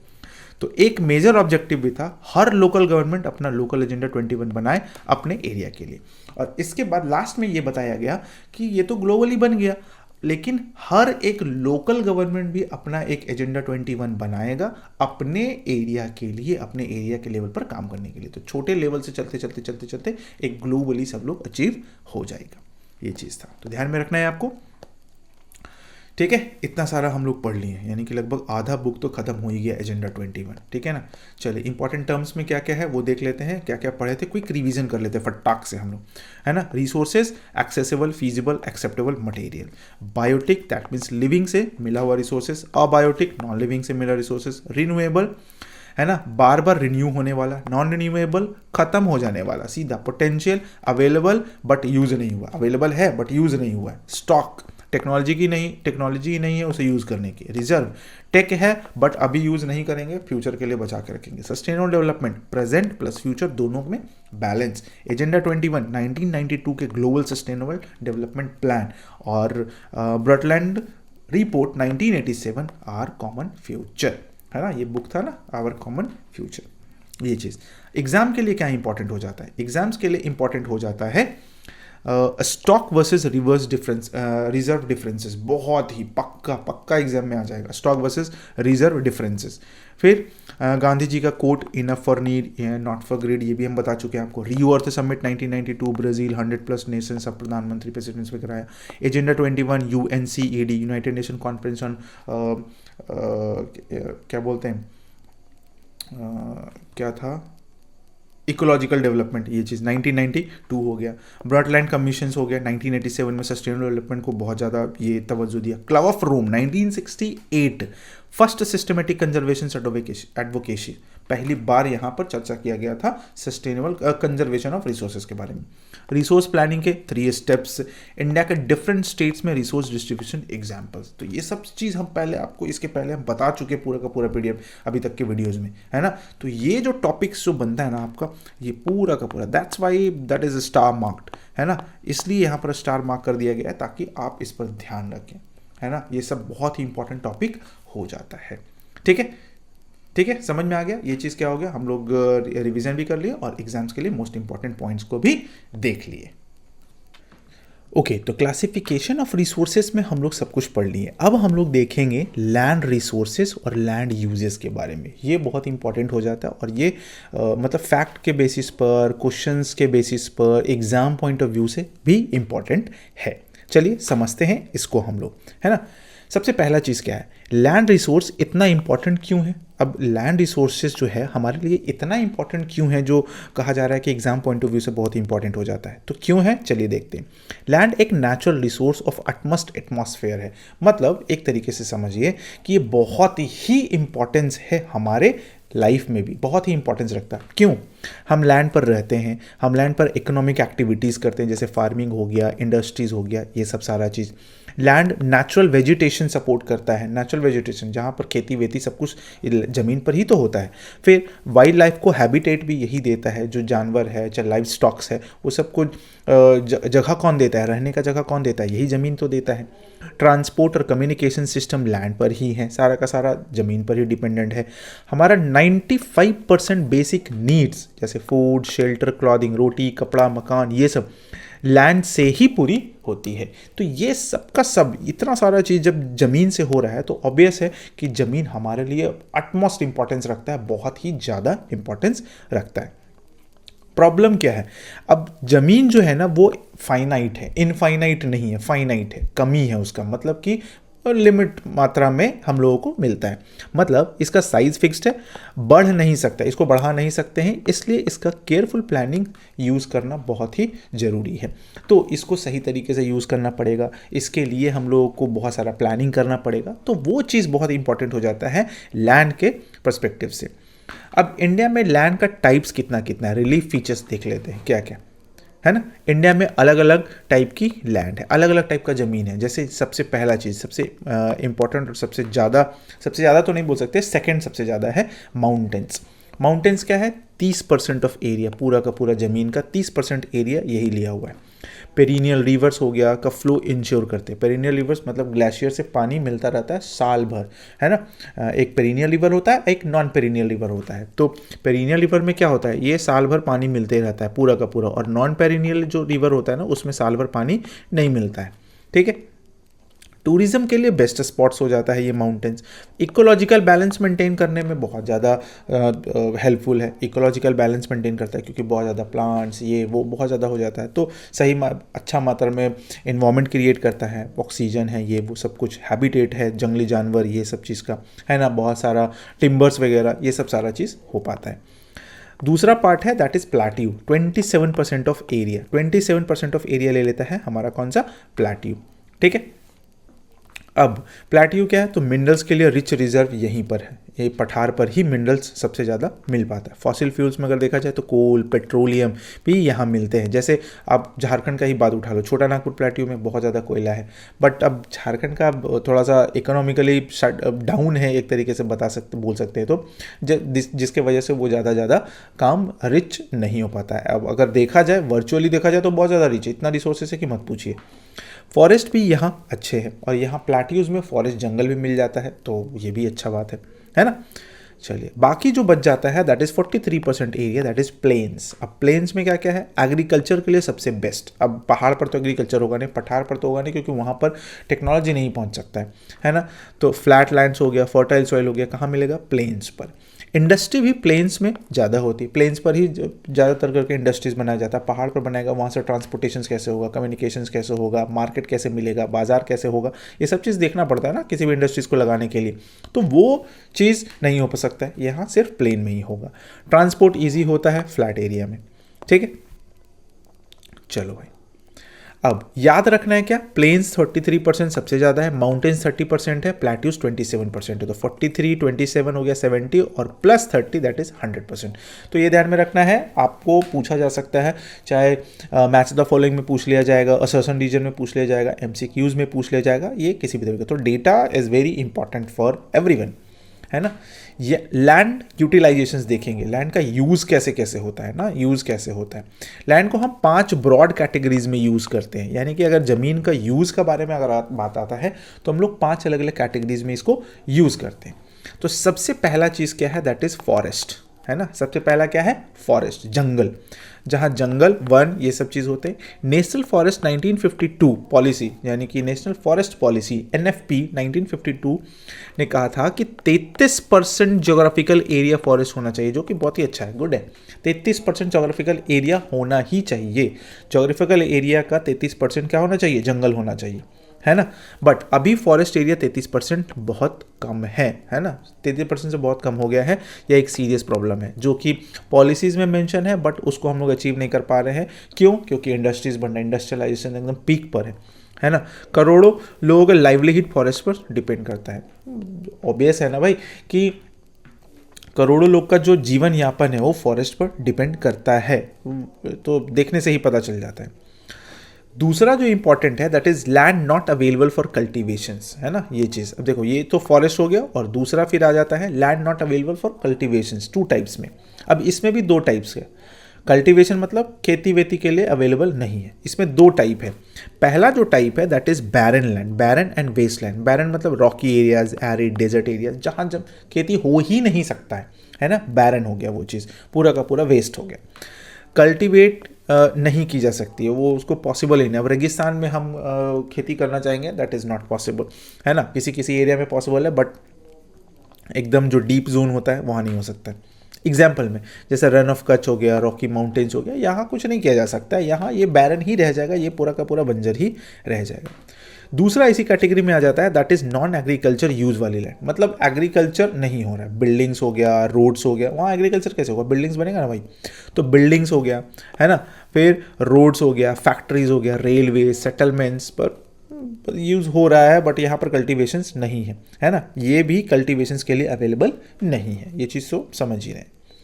तीसरा आता है that is other uncultivated land यानी कि और भी जो सिंचाई युक्त नहीं है वो जमीन, जिससे फैलो के अलावा, फैलो क्या है वो हम लोग आगे डिस्कस कर लेंगे, फिलहाल अभी हम लोग अनकल्टिवेटेड लैंड के बारे में बात कर लेते हैं। इसमें भी 3 टाइप का ए में आता है, that is permanent pasture and grazing land, है ना। परमानेंट पैस्चर कहने का मतलब जानवरों के चरने का जगह, चरने के लिए उसको दिया गया है, तो वो हो गया पहला चीज़।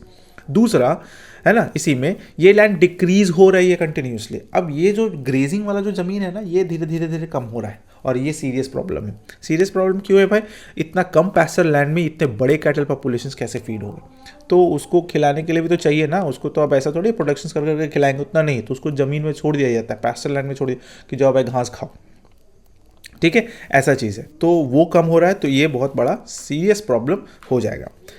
इसी में आता है अनकल्टिवेटेड लैंड में, land under miscellaneous tree crops and groves, जहाँ ट्रीज नहीं है बट नेट सोन एरिया में काउंट नहीं होते, है ना। जहाँ ट्रीज हैं लेकिन नेट सोन एरिया में, NSA नेट सोन एरिया में, यानी कि जो आगे हम लोग डिस्कस करेंगे ये सब चीज़, जैसे नेट सोन एरिया हो गया, फैलो लैंड हो गया, ये सब चीज़ हम लोग बात करेंगे। यहाँ पर आ गया बीच में, इसलिए आपको मेंशन कर दिया गया है, ठीक है। नेट सोन एरिया में काउंट नहीं होते, जहाँ ट्रीज है बट नहीं काउंट होंगे। जैसे एग्जाम्पल में ये मैंगो ऑर्किड हो गया, कोकोनट ग्रोव्स हो गया, जो NSA में इंक्लूड नहीं होता है। NSA बोले तो क्या हो गया? Net sown area. अब कल्चरेबल वेस्टलैंड, कल्चरेबल वेस्टलैंड क्या होता है? कल्टीवेट हो सकती है लेकिन 5 से ज़्यादा एग्रीकल्चर ईयर से अनकल्टिवेटेड पड़ी है, मतलब वहाँ खेती किया जा सकता है लेकिन पिछला 5 साल से या 5 साल से ज़्यादा ईयर से, सालों से वहाँ पर खेती नहीं हुआ, तो कल्चर लेवल क्या हो गया? वेस्टलैंड हो गया। खराब क्वालिटी की ज़मीन या कल्टीवेशन कॉस्ट बहुत ज़्यादा है, अब क्यों छोड़ दिया गया? या तो खराब क्वालिटी की ज़मीन होगी, फर्टिलिटी अच्छा नहीं होगा, और या तो फिर कल्टीवेशन कॉस्ट बहुत महंगा हो गया होगा, इसलिए उसको छोड़ दिया गया। तो अगर इन्हें NSA में इंक्लूड कर देते हैं, यानी कि अगर NSA में नेट सोन एरिया में इस चीज़ को अगर इंक्लूड कर देते हैं, तो हमारा NSA का जो डेटा है ना वो 54% तक पहुंच जाता है, 54% तक पहुंच जाता है। सोच रहे हो? फैलो लैंड बोले थे ना, क्या आएगा? फैलो लैंड का बात कर लेते हैं। क्या होता है ये? 2 टाइप्स का, ये बहुत इंपॉर्टेंट है, एग्जाम पॉइंट ऑफ से एक बहुत इंपॉर्टेंट हो जाता है, और CBSE का क्या हो जाता है ना, CBSE का ये फेवरेट है, ठीक है ये चीज़। चलिए देख लेते हैं इसको। क्या फैलो का मतलब क्या होता है? किसी भी सीजन में खेत को डेलिबरेटली खाली छोड़ना, है ना, मतलब अनकल्टिवेटेड छोड़ देना, किसी भी खेत को किसी भी सीजन में खेत को खाली छोड़ देना ताकि जमीन का नेचुरल फर्टिलिटी रिस्टोर हो सके, दैट इज कॉल्ड द फैलो, है ना। फैलो मतलब यही होता है ना, कि भाई मेरे पास ज़मीन है, आने वाला है समय खेती का, बट हम इसमें क्या करेंगे? खेती नहीं करेंगे। क्यों नहीं करेंगे? क्योंकि इसका जो फर्टिलिटी है ना वो सीध आ जाएगा, 1 साल में बरकरार हो जाएगा, तब करेंगे। तो ये वाला ज़मीन क्या हो गया? मेरा फैलो लैंड्स कहलाया, ठीक है। करंट फैलो, है ना, करंट फैलो में 1 एग्रीकल्चर ईयर या उससे कम के लिए अनकल्टिवेटेड छोड़ना। अगर करंट फैलो का बात करते हैं तो क्या होता है? 1 साल या उससे कम के लिए अनकल्टिवेटेड छोड़ देना होता है, तब बोलेंगे करंट फैलो। शॉर्ट ब्रेक दिया खेत को, मतलब उसको ब्रेक दे दिया कि चलो भाई ठीक है, इस साल भर या 8 महीना हम तुमसे यूज़ नहीं लेंगे, तुमको ऐसे ही छोड़ देते हैं। एग्जाम्पल, इस साल खेत नहीं बोया, अगले साल बोएंगे, ऑब्वियस है। इस एग्जाम्पल हो गया कि इस साल नहीं किए, चलो अगले साल कर लेंगे, तुम्हारे से काम निकाल लेंगे। अदर देन करंट फैलोज, या 1 से 5 एग्रीकल्चर ईयर्स तक अनकल्टिवेटेड पड़ा हुआ है, थोड़ा लंबा टाइम का ब्रेक मिलता है इसको। एग्जाम्पल, 2-3 साल खेत खाली पड़ा है, कि 2-3 साल से खेत खाली पड़ा है, ठीक है, ये चीज़ होता है। अब वाई फैलो, सॉइल को रेस्ट देने की उसकी फर्टिलिटी वापस आती है। अब देखो फैलो लैंड क्यों छोड़ दिया जाता है 1 से 5 तक, है ना, 1 से 5 ईयर तक क्यों छोड़ दिया जाता है? इसलिए छोड़ दिया जाता है कि अगर सॉइल को रेस्ट देंगे ना तो उसका फर्टिलिटी आता है, वापस आ जाता है ना। एक तरीके से बोल सकते हो ट्रेडिशनल कन्वेंशनल साइंटिफिक प्रैक्टिस है एक तरीके से, कि हाँ भाई छोड़ दो उसको 2 साल के लिए, तो मिट्टी और उर्वरक हो जाता है ना, और उसके बाद जब खेती करोगे तो वो अच्छा प्रोडक्शन देता है। दैट्स वाई फैलो, ये चीज़ ध्यान में रखना है आपको। NSA आ गया, नेट सोन एरिया के बारे में बात कर लेते हैं, है ना। सबसे इंपॉर्टेंट टर्म है ये, बहुत ही इंपॉर्टेंट है, ये याद रखिएगा, आपके लिए बहुत ही इंपॉर्टेंट हो जाता है। जिस फिजिकल लैंड पर क्रॉप्स बोए और काटे जाते हैं उसको बोलते हैं नेट सोन। मतलब एक ज़मीन है, इस पर हर साल क्रॉप्स लगाया जाता है और फिर क्या कर लिया जाता है? काट लिया जाता है, फिर क्या कर लिया जाता है? काट लिया जाता है। तो ये ज़मीन एक्टिवली चालू है, इस पर यूज हो रहा है, that is in the category of NSA, net sown area, वो NSA। एक बार क्रॉप्स काटने के बाद वही लैंड काउंट होती है, एक बार क्रॉप्स काट लेने के बाद वही लैंड काउंट होगा। इंडिया में NSA 43 to 46% के आसपास है टोटल रिपोर्टिंग एरिया में, है ना। मतलब अगर देखा जाए नेट सोन एरिया अगर इंडिया में बात किया जाए तो इंडिया का जो ज़मीन है उसका 43 to 46% नेट सोन एरिया में आ जाता है। ठीक है, GCA ये फॉर्मूला वाला चीज़ है, ये ध्यान में रखिएगा। GCA क्या होता है? Gross cropped area. Gross cropped area मतलब क्या होता है इसका कि NSA यानी कि नेट सोन एरिया प्लस वो लैंड जो एक एग्रीकल्चर ईयर में एक से ज़्यादा बार बोई गई है। मतलब एक एग्रीकल्चर ईयर में एक बार बोया गया, फिर इसको काट के फिर से बोया दिया गया उसी साल में, बुआई कर दिया गया उसी साल में, तो वो क्या आ गया? ग्रॉस क्रॉप्ड एरिया में। ठीक है, GCA में NSA प्लस वो लैंड जो एक एग्रीकल्चर ईयर में एक से ज़्यादा बार बोई गई है। क्लियर है? एग्जाम्पल, एक खेत में 3 बार क्रॉप बोई गई। मान लेते हैं एक खेत है उसमें 3 बार, एक बार आया फिर 2 बार आया और 3 बार खेत में क्रॉपिंग हुआ है, तो वो NSA में एक बार काउंट होगा। वो NSA में कितना बार काउंट होगा? एक बार काउंट होगा, है ना, कि हाँ चलो वहाँ पर खेती हुआ है। लेकिन GCA में 3 बार काउंट होगा। GCA में कितना बार काउंट होगा? 3 बार काउंट हो जाएगा, क्योंकि एक बार लगाया फिर काटा, फिर एक बार लगाया फिर काटा, फिर एक बार लगाया फिर काट लेगा। तो GCA में हो गया 3 बार और NSA में कितना हो गया? एक बार काउंट करेगा, ध्यान में रखना। फिर आते हैं land use pattern in India. India में लैंड यूज पैटर्न कैसा है? चलिए, टोटल जोग्राफिकल एरिया क्या है इंडिया का भाई? तो 3.28 मिलियन स्क्वायर किलोमीटर, ये है टोटल इंडिया का जोग्राफिकल एरिया। लेकिन डेटा सिर्फ कितना का है भाई हम लोग के पास? 93% का। अब क्यों 93% का है भाई, है ना? ऐसा क्यों है कि 93% का ही डेटा अवेलेबल है हमारे पास? तो इसका कारण क्या है समझते हैं। नॉर्थ ईस्ट स्टेट आ जाते हैं। नॉर्थ ईस्ट स्टेट ये वाला हो गया, ईस्ट वेस्ट नॉर्थ साउथ ये वाला रीजन, इधर अरुणाचल, फिर तुम्हारा मिजोरम, ये सब इस साइड वाला असम। एक्सेप्ट असम का लैंड यूज रिपोर्टिंग फुल्ली नहीं हुआ। उधर का जो लैंड रिपोर्टिंग जो होता है, लैंड यूज रिपोर्टिंग पूरी तरीके से नहीं हुआ है, तो वो हो गया 7% में वो आ गया। और दूसरा, जम्मू एंड कश्मीर के कुछ पार्ट जो पाकिस्तान और चाइना ने ऑक्यूपाई किए हुए हैं, वो जल्दी हम लोग छीन छान लेंगे, ऑक्यूपाई किए हैं, उसका सर्वे अभी तक नहीं हुआ है। ठीक है, तो वो चीज़ भी नहीं हुआ और ये चीज़, तो ये दोनों मिलकर पूरा का पूरा 7% बना लेते हैं। दैट्स वाई हम लोग के पास इतना का ही डेटा है। ठीक है, अब NSA का स्टेट वाइज वेरिएशंस अगर देखते हैं तो स्टेट वाइज, अब ये तो हो गया पूरा कंट्री वाइज। अब अगर स्टेट वाइज अगर देखते हैं तो क्या होगा? पंजाब और हरियाणा कितना है? NSA 80% से ज़्यादा है, नेट सोन एरिया 80% से ज़्यादा, सबसे ज़्यादा है, फ्लैट फर्टाइल लैंड है, इरिगेशन फैसिलिटीज़ है। ऑब्वियसली हम लोग हमेशा सोचते हैं कि पंजाब हरियाणा में बहुत खेती होता है, बहुत एग्रीकल्चर होता है। अरुणाचल प्रदेश, मिजोरम, मणिपुर, अंडमान एंड निकोबार NSA 10% सबसे कम, है ना। हिली टेरेन होता है, डेंस फॉरेस्ट होता है, खूब बारिश होता है, तो वो चीज़ सूटेबल नहीं है एग्रीकल्चर के लिए, है ना। नेशन वाइज हो गया ये चीज़, तो 10% उधर हो गया लगभग। फिजिकल फैक्टर्स जो लैंड यूज डिटरमाइन करते हैं, है ना। फिजिकल फैक्टर क्या क्या हो सकता है जो कि लैंड के यूज़ को डिटरमाइन करता है कि जो यूज़ करना चाहिए नहीं चाहिए।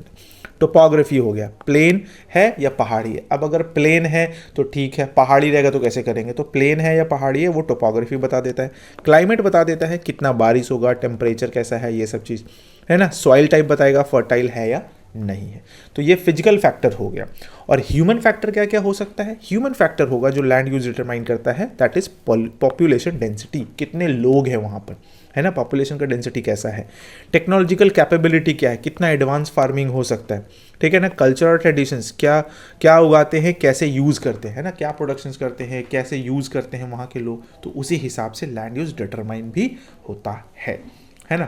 अब मान लीजिए बादाम है, हमको उपजाना है, तो बादाम को हम इधर झारखंड में चाहे बिहार में चाहे इधर नहीं उगा सकते, उसके लिए ठंडा प्रदेश चाहिए तो वहीं उगेगा, तो वो चीज़ हो गया। तो डिटरमाइन करता है टेम्परेचर, क्लाइमेट, ये सब सारा का सारा चीज़ है। जैसे वहाँ देख लीजिए लद्दाख में यूरेनियम है बट टेक्नोलॉजिकल कैपेबिलिटी नहीं है उतना, तो वहाँ लैंड यूज़ डिटर्मिनेशन उतना नहीं है, लैंड का यूज़ उतना ज़मीन तरीके से नहीं हो रहा, बस घूमने फिरने जाओ, बीहड़ इलाका है, बस जाओ, काहे को जाता है भगवान जाने।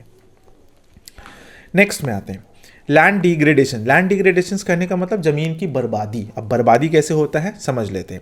ज़मीन की क्वालिटी इतनी ख़राब हो जाना कि वो यूज़फुल ना रहे या उसकी प्रोडक्टिविटी बहुत कम हो जाए। मतलब एक ऐसा ज़मीन, एक ऐसा लैंड जहाँ मतलब अगर उसमें खेती करे तो उसका प्रोडक्टिविटी ही ना है, यानी कि प्रोडक्शन ही सही तरीके से ना हो, है ना। उसको बैरन भी नहीं बोल सकते हैं, बट हाँ वो ख़राब हो रहा है, अब उसको सही करना ज़रूरत है। तो ये हो गया ज़मीन की बर्बादी। ये बहुत एकदम एक्सप्लॉइट कर दे रहे हैं उसको पूरा का पूरा, है ना। ये एक बहुत सीरियस प्रॉब्लम है क्योंकि 95% बेसिक नीड्स लैंड से ही आता है। तो ये बहुत ज़रूरी हो जाता है। बारिश हो रहा है भाई। अच्छा, ये बहुत ज़रूरी हो जाता है कि ज़मीन को सही तरीके से बचाना, उसको बर्बाद नहीं करना। अब लैंड डिग्रेडेशंस के कारण क्या क्या है वो समझ लेते हैं। कॉज क्या क्या है। सबसे पहला डिफॉरेस्टेशन, है ना। बस जंगल का जंगल काटे जा रहे हैं, फैक्ट्री और घर बनाए जा रहे हैं, लगाए जा रहे हैं, ये किए जा रहे हैं, जंगल का जंगल काटे जा रहे हैं। जंगल काटना, ठीक है। सॉइल बेयर हो जाता है। सॉइल कहने का मतलब क्या हो गया, जंगल कट गया, सब पेड़ हट गया तो सॉइल क्या हो गया, एकदम ढीला हो गया। अब रेन जो है ना सॉइल को वॉश अवे कर दिया, लैंड डिग्रेड कर दिया, खत्म कहानी, एकदम फ्लो चार्ट के फॉर्म में। झारखंड, छत्तीसगढ़, एमपी, उड़ीसा में माइनिंग के लिए डिफॉरेस्टेशन हो रहा है, ये सब जगह में, है ना। सीवियर लैंड डिग्रेडेशन ये चीज़ हो गया। झारखंड में, छत्तीसगढ़ में, एमपी में, उड़ीसा में, मतलब माइनिंग के लिए खुदाई कर रहा है, ज़मीन में एकदम पूरा का पूरा चल रहा है और पूरा का पूरा जंगल काट दे रहा है, ठीक है। ओवर ग्रेजिंग हो रहा है कहीं कहीं। ज़्यादा जानवर एक ही जगह बार बार चरते हैं, है ना। ग्रास रूट तक खत्म हो जाता है, रूट्स तक खत्म हो जाता है, फिर दोबारा घास उगने में टाइम लगता है। सॉइल एक्सपोज्ड हो गया, इरोड हो गया, हवा चला, पानी चला, खत्म हो गया। जैसे गुजरात, राजस्थान, एमपी, महाराष्ट्र में ओवर ग्रेजिंग्स के मेन काउज हैं। ये जो 4 स्टेट है, गुजरात, राजस्थान, एमपी और महाराष्ट्र, ये ओवर ग्रेजिंग में आ गए। फिर क्या हो रहा है, माइनिंग एंड क्वायरिंग। माइनिंग कैसे हो रहा है भाई, तो माइनिंग के बाद डीप स्कार्स और क्रेटर्स छोड़ देते हैं। मतलब क्या है कि जब माइनिंग हो जाता है तो बड़ा बड़ा गड्ढा छूट गया, रह गया वैसे ही, ठीक है ना। अबंडन माइन साइट्स में ओवरबर्डनिंग, मतलब एक्स्ट्रा सॉइल, रॉक का ढेर, ये सब चीज़ पड़ा रह गया, खत्म हो गया कहानी। एक्स्ट्रा सॉइल हो गया, रॉक का ढेर हो गया। झारखंड, छत्तीसगढ़, एमपी, उड़ीसा में माइनिंग बहुत ज़्यादा होता है, दैट्स वाई वो लैंड डिग्रेडेट कर रहा है, लैंड का, ज़मीन का बर्बादी हो रहा है वहाँ। ओवर इरीगेशन का बात करते हैं तो बहुत ज़्यादा पानी देने से ओवर इरीगेट होता है। बहुत ज़्यादा पानी देने से क्या हो जाएगा, वाटर लॉगिंग होगा, ऊपर का लेयर सारा का सारा बह के चला जाएगा, खत्म हो जाएगा, बह जाएगा। वाटर लॉगिंग से सॉइल में सैलिनिटी और अल्कलिनिटी बढ़ जाता है और क्रॉप्स नहीं उगा पाओगे, है ना। तो बहुत ज़रूरी हो जाता है। पंजाब, हरियाणा, वेस्टर्न यूपी में ये प्रॉब्लम बहुत कॉमन है वाटर लॉगिंग का। Industrial dust and affluence, industrial dust और एफ्लुएंस का भी बहुत ज़्यादा इफेक्ट पड़ता है लैंड डिग्रेडेशंस में।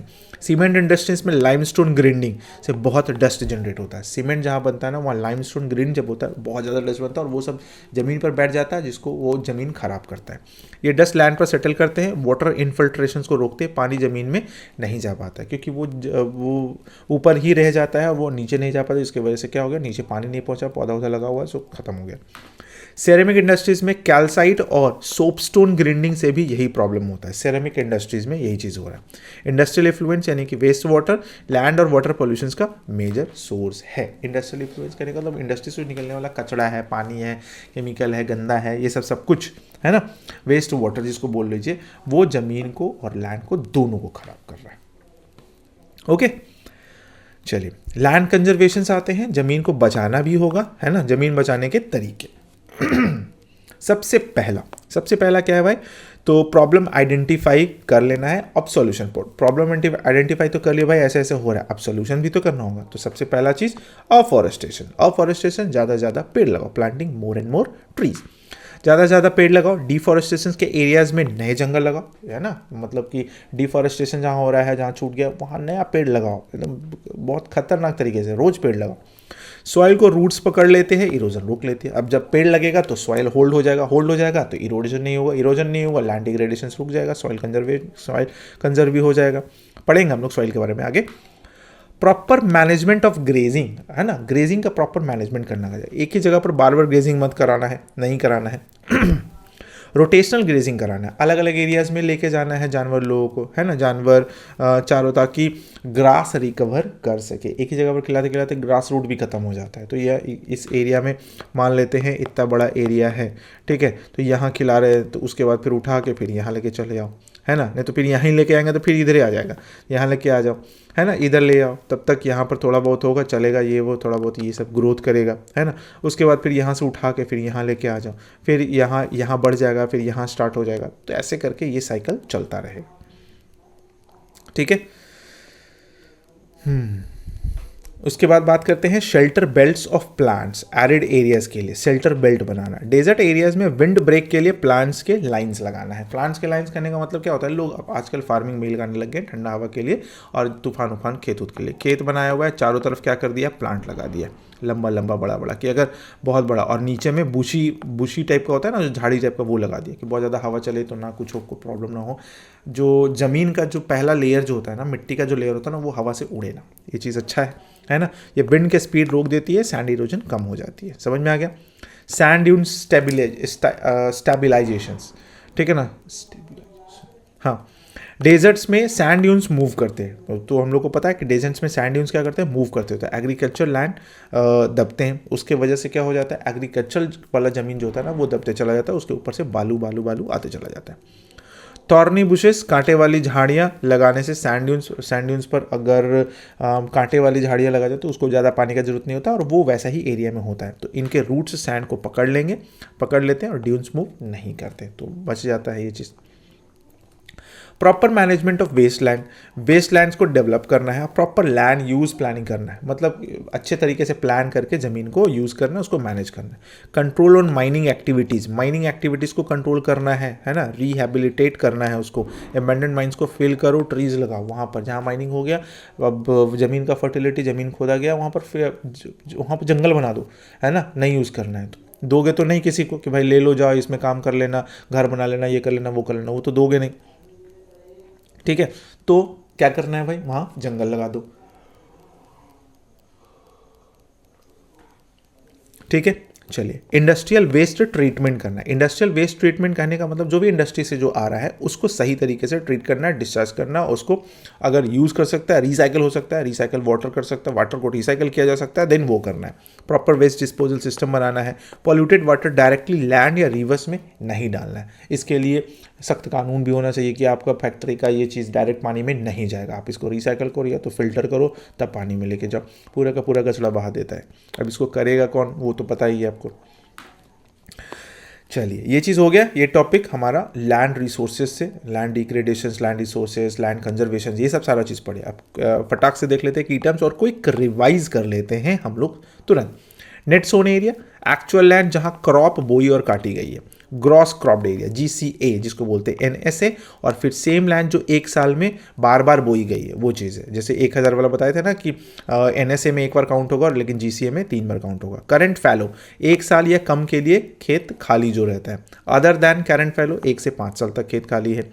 कल्चरेबल वेस्ट लैंड, 5 साल से अनकल्टिवेटेड है, कल्टिवेट हो सकती है, उसको किया जा सकता है। वाटर लॉगिंग, ओवर इरिगेशन से ज़मीन में इतना पानी कि क्रॉप ना उगे। फिर एफॉरेस्टेशन, नए जंगल वन लगाना। शेल्टर बेल्ट, हवा रोकने के लिए प्लांट्स की लाइंस तैयार कर लेना, ऐसे ऐसे ऐसे करके लाइंस तैयार कर देना, छोटा बड़ा मिला के। लैंड डिग्रेडेशन, ज़मीन की क्वालिटी खराब होना। ये चीज़ तो हो गया हमारा जो हम लोग क्विक रिविजन फॉर्म में पढ़ें। अब एग्जाम के लिए मोस्ट इंपॉर्टेंट पॉइंट्स क्या आ जाता है, ये ध्यान में रखना है। ठीक है, प्लेन्स 43%, माउंटेन्स 30%, प्लेट्यू 27%। नंबर्स याद रखना होगा क्योंकि आप कॉम्पिटिशन्स में नहीं बैठे हो, आप एग्जाम में बैठे हो और आपके पास डेटा होना चाहिए आंसर राइटिंग के लिए। NSA का फॉर्मूला और GCA का फॉर्मूला हम बताएं भी। NSA का फॉर्मूला क्या होता है और GCA का फॉर्मूला क्या होता है। GCA क्या है भाई, NSA और प्लस 1 साल वाला, ठीक है, लिखा हुआ है। करंट फैलो और अदर देन करंट फैलो में डिफरेंसेस, ये बहुत इंपॉर्टेंट टॉपिक हो जाता है। नेशनल फॉरेस्ट पॉलिसी 1952 में 33% फॉरेस्ट होना चाहिए, ये चीज़ बताया गया। पंजाब हरियाणा हाईएस्ट NSA है ना, net sown area 80% plus. Over irrigations, water logging, salinity alkalinity, Punjab Haryana western UP, ये चीज़ पढ़े थे हम लोग। माइनिंग डिग्रेडेशंस में झारखंड, छत्तीसगढ़, MP और उड़ीसा एकदम आगे है। ओवर ग्रेजिंग में गुजरात, राजस्थान, MP और महाराष्ट्र आगे है। 95% ऑफ बेसिक नीड्स हम लोगों को कहाँ से मिल रहा है भाई, तो ज़मीन से ही आ रहा है। लैंड यूज डेटा सिर्फ 93% एरिया का अवेलेबल है, बाकी नॉर्थ ईस्ट स्टेट्स और POK है, POK और चाइना जो लिया हुआ है सो। ठीक है, ये चीज़ हो गया। तो ये इंपॉर्टेंट टॉपिक्स हो जाता है इस चीज़ से। अब जो है इस चैप्टर का जो इम्पोर्टेंट टॉपिक आ जाता है सॉइल। अब हम लोग रिसोर्सेज पढ़ लिए, हम लोग लैंड के बारे में पढ़ लिए, ज़मीन देख लिए। अब ज़मीन में जो इम्पोर्टेंट चीज़ है जिसके माध्यम से हम लोग को सब कुछ मिलता है, दैट इज सॉइल। सॉइल के बारे में पढ़ते हैं, ठीक है।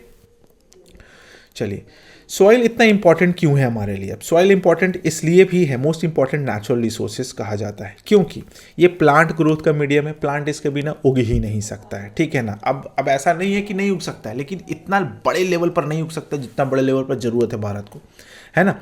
बिना सॉइल के फार्मिंग इम्पॉसिबल। जमीन पर रहने वाले करोड़ों ऑर्गेनिज्म सॉइल में ही रहते हैं, सारा का सारा करोड़ों ऑर्गेनिज्म, जो कि बहुत ही इंपॉर्टेंट होता है, वो सब सॉइल में ही है।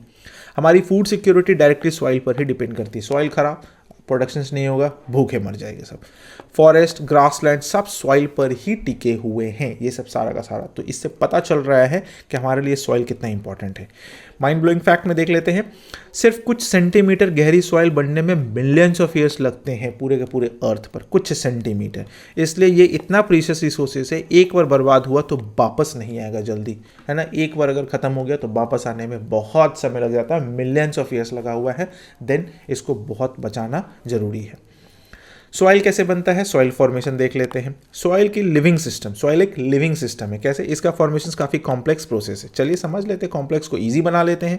फैक्टर जो सॉइल बनाते हैं, सबसे पहला रिलीफ। रिलीफ करने का मतलब पहाड़ी जगह अलग सॉइल, मैदान वाला जगह अलग सॉइल हो गया। पैरेंट रॉक और बेड रॉक, जिस रॉक से सॉइल बनी उसके मिनरल्स सॉइल्स में आते हैं। पैरेंट रॉक और बेड रॉक हो गया, क्या है ना। पैरेंट कौन है, फिर बेड रॉक कौन सा है, ये सब सारा का सारा चीज़, जिस रॉक से सॉइल बनी और उसके मिनरल सॉइल्स में आ जाते हैं। फिर क्लाइमेट का बात करते हैं, तो टेम्परेचर और रेनफॉल सॉइल्स के टाइप डिसाइड करता है। टेम्परेचर और रेनफॉल भी सॉइल का टाइप डिसाइड करता है कि हाँ कैसा है, कैसा होना चाहिए, कैसा मिट्टी होना चाहिए। वेजिटेशन से प्लांट्स और ट्रीज सॉइल में ऑर्गेनिक मैटर ऐड करते हैं। ये तो हम लोग जानते भी हैं कि प्लांट्स और ट्रीज लगाने से सॉइल और भी फर्टाइल और अच्छा भी बनता है, सॉइल भी तैयार होता है और भी ऑर्गेनिक मैटर्स ऐड हो जाते हैं।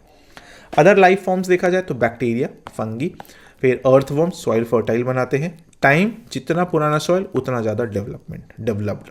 जितना पुराना सॉइल होगा, जितना पुराना मिट्टी होगा, उतना ज़्यादा डेवलप्ड होगा, क्योंकि उसका फर्टिलिटी यूज़ नहीं हुआ होगा, है ना।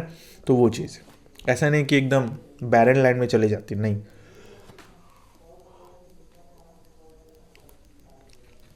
ठीक है, चलिए अब है नेचुरल फोर्सेस जो सॉइल फॉर्मेशंस में हेल्प करती है। नेचुरल फोर्सेस जो सॉइल मिट्टी बनाती है वो क्या क्या है वो देख लेते हैं। सबसे पहला टेम्परेचर चेंज, रॉक्स क्रैक करते हैं, टेम्परेचर चेंज होता है, रॉक्स क्रैक किया, अब रॉक्स टूटेगा, रनिंग वाटर गया, रॉक्स टूट के सैंड सिल्ट बनते गया, है ना, सैंड बना, सिल्ट, कंकड़ पत्थर, ये सब बना। विंड आया, पार्टिकल्स एक जगह से दूसरी जगह ले जाता है। विंड आया, पार्टिकल्स एक जगह से दूसरी जगह चला गया। ग्लेशियर्स बड़े बड़े रॉक्स को ग्रिंड करते हैं। ग्लेशियर्स जो होते हैं ना वो ग्रिंड करते हैं, जैसे मिक्सर ग्राइंडर में कैसे ग्रिंड होते हैं वैसे होता है। डीकम्पोजर्स डेड प्लांट्स एनिमल्स को, है ना, ह्यूमस में कन्वर्ट करते हैं। ये सब डेड प्लांट्स और एनिमल्स को ह्यूमस में कन्वर्ट करते हैं। और यही इतना जो एक तरीके से बोल सकते हैं नेचुरल फोर्सेस है जो सॉइल फॉर्मेशन के काम में आ जाता है ना। Soil profile, layers of soil, आप फिगर देख लीजिएगा, हम यहाँ पर फिगर बनाना भूल गए। सॉइल प्रोफाइल है, ऐसा ऐसा करके दिया हुआ है, ठीक है। टॉप सॉइल में सबसे ऊपर humus rich fertile plants like roots यहीं पर होते हैं, है ना। प्लांट्स के सारे रूट्स यहीं पर मिल जाएंगे टॉप सॉइल में। फिर आता है सब soil, weathered rocked, sand, silt, clay, ये सब चीज़ सब सॉइल में मिल जाएगा। सब स्ट्रैटम जिसको बोलते हैं, उसमें क्या होगा, वेदर्ड पैरेंट रॉक मटेरियल मिल जाएगा, है ना। पैरेंट रॉक यानी कि किस रॉक से एक्चुअली ये बना है, सबस्ट्रेटम। और अनवेदर्ड बेड रॉक, सबसे नीचे सॉलिड रॉक, है ना। बेड रॉक के बाद फिर आ गया पैरेंट रॉक, सबस्ट्रेटम, उसके बाद सब सॉइल, उसके बाद टॉप सॉइल, उसके ऊपर वही हम लोग को क्रस्ट जो मिट्टी मिल जाता है, ठीक है। तो ये ध्यान में रखना है आपको। टाइप्स ऑफ सॉइल्स को देखेंगे अब हम लोग। टाइप ऑफ सॉइल, इंडिया में इतना वेराइड रिलीफ है, मतलब ऐसा है, माउंटेन है, मैदान है, फिर अलग अलग क्लाइमेट है, वेजिटेशन है, तो अलग अलग टाइप्स के सॉइल भी डेवलप हुई है। अब उस चीज़ को, अलग अलग सॉइल्स को भी हम लोग पढ़ेंगे अलग अलग फॉर्म में। सबसे पहला जो आता है दैट इज अलूवियल सॉइल, है ना। अलूवियल सॉइल सबसे इंपॉर्टेंट है, ध्यान में रखिएगा। कहाँ मिलता है भाई, तो पूरा नदर्न प्लेन्स, पूरा का पूरा नॉर्थ प्लेन जो है ना, पूरा का पूरा नॉर्थ प्लेन अलूवियल सॉइल से, इंडिया का सबसे बड़ा अलूवियल सॉइल बेल्ट है ये। 3 हिमालय रिवर सिस्टम्स ने डिपॉजिट किए। कौन कौन भाई? इंडस, गंगा और ब्रह्मपुत्र। तो ये 3 नदी जो है ना, पूरा का पूरा इस चीज़ को डिपॉजिट करके बना दिया अलुवियल सॉइल वाला। राजस्थान और गुजरात में एक नैरो कॉरिडोर में, ईस्टर्न कोस्टल प्लेन में महानदी, गोदावरी, कृष्णा, कावेरी के डेल्टाज में ये सब सारा चीज़, मच्छर पड़ने आ जाता है भाई, महानदी, गोदावरी, कृष्णा, कावेरी के डेल्टाज में भी यही मिट्टी देखने को मिलता है। कौन सा मिट्टी है? तो अलुवियल सॉइल है ना, जिसको हम लोग जलोढ़ मिट्टी बोलते हैं। सैंड, सिल्ट और क्ले का मिक्सचर होता है। रिवर वैलीज के अंदर जाते जाते पार्टिकल्स बिगर होते जाते हैं। जैसे जैसे हम लोग रिवर वैलीज के अंदर जाएंगे ना, तो वैसे वैसे पार्टिकल बड़ा होगा। हाँ, और पिडमॉन्ट प्लेन्स यानी कि दुआर्स, चाओस, तेराई, ये सब मेन कोर्स पार्टिकल्स मिलते हैं। ये सब सारा का सारा चीज़ किसमें मिल जाएगा भाई? तो मेन कोर्स पार्टिकल्स मतलब खुरदरा, दुरदरा, दरदरा टाइप का, है ना। एज के बेसिस पर 2 टाइप्स हो जाता है। एज के बेसिस पर अगर देखा जाए तो अलुवियल सॉइल 2 टाइप का हो जाता है। एक होता है बांगर, जिसको बोलते हैं old alluvial soils. Old alluvial क्या? पुरानी अलुवियल सॉइल, पुरानी जलोढ़ मिट्टी, है ना, जिसमें कंकर नोड्यूल्स मिल जाता है। कंकर नोड्यूल्स क्या? कैल्शियम कार्बोनेट का हार्ड लम्स होता है वो एक्चुअली, है ना, ज़्यादा होता है। थोड़ा कम फर्टाइल होगा, है ना, क्योंकि ओल्ड हो चुका है। अपलैंड एरियाज में मिलता है, मतलब जैसे ऐसे ऐसे नदी आ रहा है तो इधर ऐसे बना हुआ है, तो ये पहले फिर से आएगा, कुछ डिपॉजिट लेगा, तो ये वाला पोर्शन आगे चला जाएगा, फिर यहाँ पर नया बनेगा, है ना, फिर नया बनेगा, फिर ये वाला आगे चला जाएगा, फिर यहाँ पर नया बनेगा। तो ऐसे करते करते हो जाता है। तो जो सबसे पहले है वो पुराना हो गया, जो सबसे इधर आ रहा है वो नया हो गया। वही चीज़ यहाँ पर बताया जा रहा है, ठीक है। तो अपलैंड एरियाज में मिल जाएगा। ऊपर वाला एरिया में पुराना सॉइल मिलेगा। अब नीचे वाला एरिया जो सबसे नज़दीक बैंक वाला रिवर, किनारा वाला रिवर होगा, उसमें क्या मिलेगा? न्यू अलुवियल, नई जलोढ़ मिट्टी, खादर जिसको बोलते हैं हम लोग, नई अलुवियल सॉइल्स। हर फ्लड में नए पार्टिकल्स डिपॉजिट होते हैं। फ्लड आ गया, चाहे कोई भी तरह का डिपॉजिट हो रहा है, तो वो हमेशा चेंज होते रहता है। फाइन पार्टिकल्स ज़्यादा होता है इसमें, फाइन पार्टिकल्स, है ना, ज़्यादा फर्टाइल देन बांगर से बहुत ज़्यादा फर्टाइल भी होता है। फ्लड प्लेन्स में मिल जाता है, ये फ्लड प्लेन्स में मिल जाएगा, क्योंकि नज़दीक वाला है तो वो प्लेन वो अपलैंड में नहीं घुस पाता है इसके पास, ठीक है। चलिए, क्या उगाता है भाई? तो ये पोटास, फास्फोरिक एसिड और लाइम एडिक्वेट प्रोपोर्शंस में होता है। तो best for sugar cane, paddy, wheat, other cereals and pulses, है ना। इसमें क्या होता है? वो पोटाश होता है, फास्फोरिक एसिड होता है और लाइम एडिक्वेट प्रोपोर्शंस में होता है, जिसके वजह से ये शुगर केन को, गन्ना को, पैडी हो गया, फिर वीट हो गया, ये सब सारा चीज़ को उपजाने में बहुत हेल्पफुल होता है। बहुत फर्टाइल है, डेंसली पॉपुलेटेड एरियाज यही ही है ना। जितना ज़्यादा बैंक के तरफ यानी नज़दीक की तरफ आते हैं, वही डेंसली पॉपुलेटेड एरिया हो गया। क्यों? क्योंकि फर्टाइल बहुत है, खेती हो पा रहा है, अपना दिनचर्या चल रहा है। फन फैक्ट में आते हैं। यहाँ पर इंडिया का maximum populations alluvial soil areas में ही रहती है, और वजह क्लियर है, बेस्ट फार्मिंग लैंड यहीं पर है, जैसा कि हम बता दिए।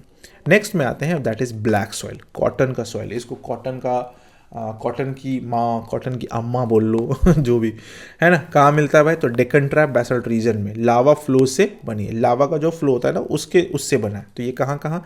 महाराष्ट्र में, सौराष्ट्र में, मालवा, फिर मध्य प्रदेश, छत्तीसगढ़ के प्लाट्यूज वगैरह में मिल जाएगा। गोदावरी और कृष्णा वैलीज में साउथ ईस्ट डायरेक्शन में एक्सटेंड करता हुआ, गोदावरी और कृष्णा वैली जो है उसका साउथ ईस्ट डायरेक्शन में एक्सटेंड करता हुआ आगे निकलता है। उस महाराष्ट्र इस सब वाला एरिया में बहुत ज़्यादा है black soil. Extremely fine clay material होता है, बहुत ही फाइन होता है, बहुत फाइन टेक्सचर होता है। मॉइस्चर होल्ड करने की अमेजिंग कैपेसिटी, इसमें मॉइस्चर बहुत देर तक रहता है, बहुत अच्छे से रहता है। एक बार गीली हो तो बहुत देर तक गीली रह जाती है, ठीक है। Rich in calcium carbonate, magnesium, potash, lime, क्या क्या होता है ये ध्यान में रखना है कॉटन में, ब्लैक में, है ना। पुअर इन फॉस्फोरिक कंटेंट, ये एक वीकनेस है, यही एक वीकनेस है कि इसमें फॉस्फोरिक कंटेंट कम होता है, तो फॉस्फोरस नहीं मिल पाता है। गर्मी में डीप क्रैक्स डेवलप करती है, ये एक्चुअली हेल्पफुल है, सॉइल को एरेशंस मिलता है। मतलब गर्मी के दिन में क्या होता है ना, सूखता है ना, तो इसमें डीप क्रैक्स आ जाता है ना, डीप क्रैक्स आ जाएगा बीच बीच में, और ये बहुत ज़रूरी थी क्योंकि एरेशंस होता है, यानी कि एयर इसमें अच्छे तरीके से जा पाता है। गीली होने पर स्टिकी हो जाती है, जोतना मुश्किल हो जाता है। मतलब क्या हो गया ना, गीला हो गया पानी दिए, तो ये इतना ज़्यादा स्टिकी हो जाता है ना कि उस खेत का जुताई नहीं हो पाता है, हल नहीं चल पाता है ना। ऐसा लगता है कि मतलब गिलावा मिट्टी में काम हो रहा है, ठीक है। इसलिए प्री मानसून में ये पहली बारिश के तुरंत बाद जोतना पड़ता है, यही वजह है। अब क्या उगाता है भाई, तो बेस्ट फॉर कॉटन, इसलिए ब्लैक कॉटन सॉइल या रेगुर सॉइल भी कहते हैं। तो ध्यान में रखना है, ब्लैक कॉटन सॉइल भी बोलते हैं, रेगुर सॉइल भी बोलते हैं इसी ब्लैक सॉइल को। अमेजिंग फैक्ट में आ जाते हैं, क्या है, ब्लैक सॉइल में इतनी मॉइस्चर होल्डिंग कैपेसिटी होती है कि क्रॉप्स बिना ज़्यादा इरीगेशन के भी सर्वाइव कर लेती है। नेचर का खुद का इरीगेशन सिस्टम है ये। तो ब्लैक सॉइल में क्या होता है ना, इतना अच्छा से होल्डिंग कैपेसिटी हो जाता है मॉइस्चर का कि इरिगेशन का ज़रूरत नहीं पड़ता है। तो ये एक तरीके से क्या हो गया, नेचर का अपना इरिगेशन सिस्टम, यानी कि मिट्टी ही बना दिया। चलो भाई, बात करते हैं रेड सॉइल के बारे में। रेड एंड येलो सॉइल कहाँ मिलता है, तो ईस्टर्न और सदर्न डेक्कन प्लेटियो में, लो रेनफॉल एरियाज में, जहाँ कम बारिश होता है, जहाँ ज़्यादा बारिश नहीं होता है, जैसे Orissa, Chhattisgarh, southern parts of middle Ganga plain. Western Ghats के पिडमॉन्ट जोन में भी मिल जाता है, वेस्टर्न घाट के पिडमॉन्ट जोन में, ठीक है। चलिए भाई, कैरेक्टरिस्टिक में बात करते हैं तो क्या क्या है भाई, तो क्रिस्टलाइन इग्नियस रॉक है, पर डेवलप होती है। क्रिस्टलाइन इग्नियस रॉक है ना, लावा वाला जो रॉक होता है ना ऊपर जो बनता है, वो उसी पर डेवलप होती है। लाल क्यों है, तो रॉक में आयरन का डिफ्यूजन, यानी कि फेल्साइट और मेटामॉर्फिक रॉक्स का, ये दोनों का डिफ्यूजन होता है। आयरन ऑक्साइड होता है, रेड कलर का होता है, दैट्स वाई ये रेड हो गया आयरन ऑक्साइड की वजह से। येलो क्यों होता है, जब आयरन हाइड्रेटेड फॉर्म में होता है येलो कलर दिखता है। आयरन हाइड्रेटेड फॉर्म में होता है यानी कि मॉइस्चर लग रहा है ये सब, तो वो येलो दिखता है। देखते हैं हम लोग छत पर छड़ उड़ छोड़ देते हैं तो वो येलो हो जाता है ना। तो हाइड्रेटेड फॉर्म में जब होता है तो वो येलो कलर का दिखता है। Generally less fertile than alluvial, ये अलूवियल से कम फर्टाइल होता है। तो उगाता क्या है भाई, तो वीट है, कॉटन है, पल्सेस है, ये सब चीज़ उगा सकता है आसानी से। आते हैं लैटेराइट सॉइल में। Laterite soil that is brick soil, है ना, ब्रिक सॉइल कहाँ मिलता है, ये मिलेगा southern, west and western Ghats में। महाराष्ट्र में मिल जाएगा, Orissa, part of West Bengal, North East region, Karnataka, Kerala, Tamil Nadu के हिल्स में, है ना। नॉर्थ ईस्ट रीजन में यही होता है laterite soil. Laterites name Latin word later से आया है, जिसका मतलब होता है ब्रिक, है ना। लैटर का मतलब होता है ब्रिक, तो मिट्टी जो ब्रिक वाला जो मिट्टी है ना, इसको बोल सकते हैं ब्रिक वाला मिट्टी। ट्रॉपिकल और सब ट्रॉपिकल क्लाइमेट में बनती है, ये ट्रॉपिकल क्लाइमेट में और सब ट्रॉपिकल क्लाइमेट में तैयार हो जाता है। Alternate wet and dry season चाहिए इसको, alternate wet and dry season चाहिए। मतलब क्या हो गया कि अगर इस साल वेट हुआ है, यानी कि इस साल अगर वेट हुआ है तो अगला साल इसको ड्राई चाहिए, फिर वेट फिर ड्राई चाहिए, इस टाइप का। तो ये हो जाता है इसके लिए। क्या है कुछ, ओके, ठीक है। ये हो गया इंटेंस लीचिंग का रिजल्ट है। हेवी रेन में न्यूट्रिएंट्स सॉइल से वॉश आउट हो जाते हैं, इंटेंस लीचिंग होता है इसमें। अब रिजल्ट क्या बन जाता है भाई, तो जब बहुत ज़्यादा बारिश होता है तो ऊपर का जो लेयर जो न्यूट्रिएंट्स होता है ना वो बह जाता है, जिसकी वजह से ये खराब हो जाता है। एसिडिक होता है, पीएच मतलब एक तरीके से बोल लीजिए कि लेस देन 6 होता है तो एसिडिक बोल सकते हैं, है ना। जनरली प्लांट न्यूट्रिएंट्स में डिफिशिएंट होता है। प्लांट न्यूट्रिएंट्स उतना ज़्यादा कोई खास नहीं होता है, वो उसमें न्यूट्रिएंट्स डिफिशिएंट होता है। ह्यूमस का बात करते हैं तो डिसीडियस एवरग्रीन फॉरेस्ट वाली जगह में ह्यूमस रिच। अगर डिसीडियस एवरग्रीन फॉरेस्ट है तो वहाँ से ह्यूमस रिच है, क्योंकि वहाँ पेड़ बहुत ज़्यादा है और पीछे के टाइम में भी पेड़ रहा होगा तो वहाँ पर बहुत ज़्यादा ह्यूमस मिल पाता है। Sparse vegetation semi arid region होता है, ह्यूमस पुअर होता है। अगर स्पार्स वेजिटेशन देख ले सेमी एरिड रीजन तो वहाँ ह्यूमस बहुत कम मिलेगा, ऑब्वियस है। इरोजन और डिग्रेडेशंस के लिए प्रोन है, मतलब क्या, इरोजन और डिग्रेडेशंस के नहीं होता है, वैसा उतना दिक्कत नहीं है इसमें। क्या उगता है हाँ, कर्नाटका, केरला, तमिलनाडु के हिल्स में कंजर्वेशंस के बाद टी और कॉफ़ी के लिए बेस्ट है। कंजर्व कर लेने के बाद ये टी और कॉफ़ी के लिए बेस्ट हो जाता है, तो टी और कॉफ़ी बेस्ट हो गया इसके लिए। तमिलनाडु, आंध्र प्रदेश, केरला में रेड लैटेराइट सॉइल होता है, कैश्यू नट के लिए सूटेबल होता है। देख लो जगह जगह पर जहाँ जहाँ चीज़ हो रहा है वहाँ पर वो चीज़ उपजा लिया जा रहा है ना। लैटेराइट ब्रिक जैसी सॉइल, लैटरली ये सॉइल को सुखा के ब्रिक्स बनाई जाती है। लिटरली है, लैटरली नहीं है, लिटरली ये बनाई जाती है, इसलिए इसका नाम लैटर और ब्रिक पड़ा। बहुत ज़्यादा बनता है बिहार, झारखंड ये सब में ना, मिट्टी काट काट के लोग ईंट बनाते हैं। ईंट का भट्ठी देखे ही हो गया। चलिए नेक्स्ट में आते हैं एरिड सॉइल, डेजर्ट का सॉइल। अब ये डेजर्ट वाला सॉइल है, कहाँ मिलेगा, वेस्टर्न राजस्थान और एरिड रीजन्स में। कैरेक्टरिस्टिक इसका क्या है भाई, तो इसका कैरेक्टरिस्टिक है red to brown colour, sandy texture होता है, दानेदार, कोर्स जिसको बोल लीजिए। सैलिड नेचर का होता है, नमक की मात्रा ज़्यादा होगी, है ना। फिर कुछ एरियाज़ में साल्ट इतना ज़्यादा है कि पानी इवेपोरेट करके कॉमन साल्ट ऑब्टेन किया जाता है। कुछ एरिया में इतना ज़्यादा सॉल्ट पाया जाता है कि पानी को इवेपोरेट करके डायरेक्टली सॉल्ट बना लिया जाता है। ह्यूमस और मॉइस्चर बहुत कम, dry climate, high temperature, evaporation fast. Dry climate रहता है तो टेम्परेचर बहुत ज़्यादा होता है, इवेपोरेशन फास्ट हो गया तो जिसकी वजह से ना ह्यूमस मिलेगा ना मॉइस्चर मिलेगा, सब खत्म। कंकर लेयर नीचे होती है, नीचे वाला लेयर में कंकर मिलेगा। कैल्शियम कंटेंट बढ़ जाता है नीचे जाते जाते क्या हो गया, कैल्शियम कंटेंट बढ़ जाता है जिसकी वजह से वो हार्ड हो जाता है, नीचे चला जाता है, भारी हो जाता है। ये कंकर लेयर वाटर इन्फिल्ट्रेशन रोक देती है, पानी जमीन में अंदर नहीं जाता है, ठीक है। और यही कंकर जो क्या होता है ना, नीचे पानी को नहीं जाने देता है। तो क्या उगता है भाई इसमें, प्रॉपर इरिगेशन के बाद कल्टीवेबल हो जाती है। वेस्टर्न राजस्थान में इंदिरा गांधी कैनल से इरिगेशन सॉइल प्रोडक्टिव बनी है। मतलब एक तरीके से बोल सकते हैं कल्टीवेबल हो जाती है, जनरली नहीं किया जाता है, बट वेस्टर्न राजस्थान में इंदिरा गांधी कैनल से इरिगेशन होता है और सॉइल प्रोडक्टिव हुआ भी है, ठीक है। चलिए अब बात करते हैं फॉरेस्ट सॉइल का, जंगल वाला सॉइल कहाँ मिलेगा, हिली और माउंटेन एरियाज में जहाँ सफिशिएंट रेनफॉल हो रहा है, वहाँ मिल जाएगा ये। जैसे हिमालय, वेस्टर्न घाट्स, ईस्टर्न घाट्स के फॉरेस्ट, ये सब। कैरेक्टरिस्टिक का बात करते हैं तो टेक्सचर कैसा होगा, माउंटेन इन्वायरमेंट पर डिपेंड करता है। अगर वैली साइड्स है तो लोमी और सिल्टी यानी कि फर्टाइल होगा, और अपर स्लोप्स है तो कोर्स और ग्रेन होगा, दानेदार होगा, ठीक है। ये ध्यान में रखना होगा आपको, ये सब सारा डेटा, सारा फैक्ट ना आंसर राइटिंग में बहुत काम आता है।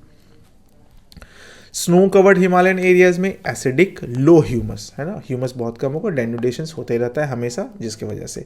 लोअर वैलीज में, रिवर टेरेस में, अलूवियल फैंस है ना, अलूवियल फैंस में ये फर्टाइल सॉइल हो जाता है, तो ठीक है। तो ये लोअर वैलीज में, रिवर टेरेसेस में, ये सब में थोड़ा सा उपजाऊ हो जाता है, तो ये ध्यान में रख सकते हो आप। कोई कंपैरिजन टेबल हम लोग देख लेते हैं क्या है हमारे लिए। तो सॉइल टाइप है, कलर है, बेस्ट क्रॉप है, मेन रीजन है, चलिए समझ लेते हैं। Alluvial soil light brown colour का होगा, wheat, rice, sugar cane best हो गया, नदर्न प्लेन्स में मिल जाएगा। ब्लैक सॉइल, ये ब्लैक कलर का होता है, कॉटन बेस्ट क्रॉप हो गया, डेक्कन और महाराष्ट्र हो गया। रेड एंड येलो हो गया, मिलेट्स और पल्सेस बहुत अच्छा क्रॉप होता है, डेक्कन और उड़ीसा में मिल जाएगा।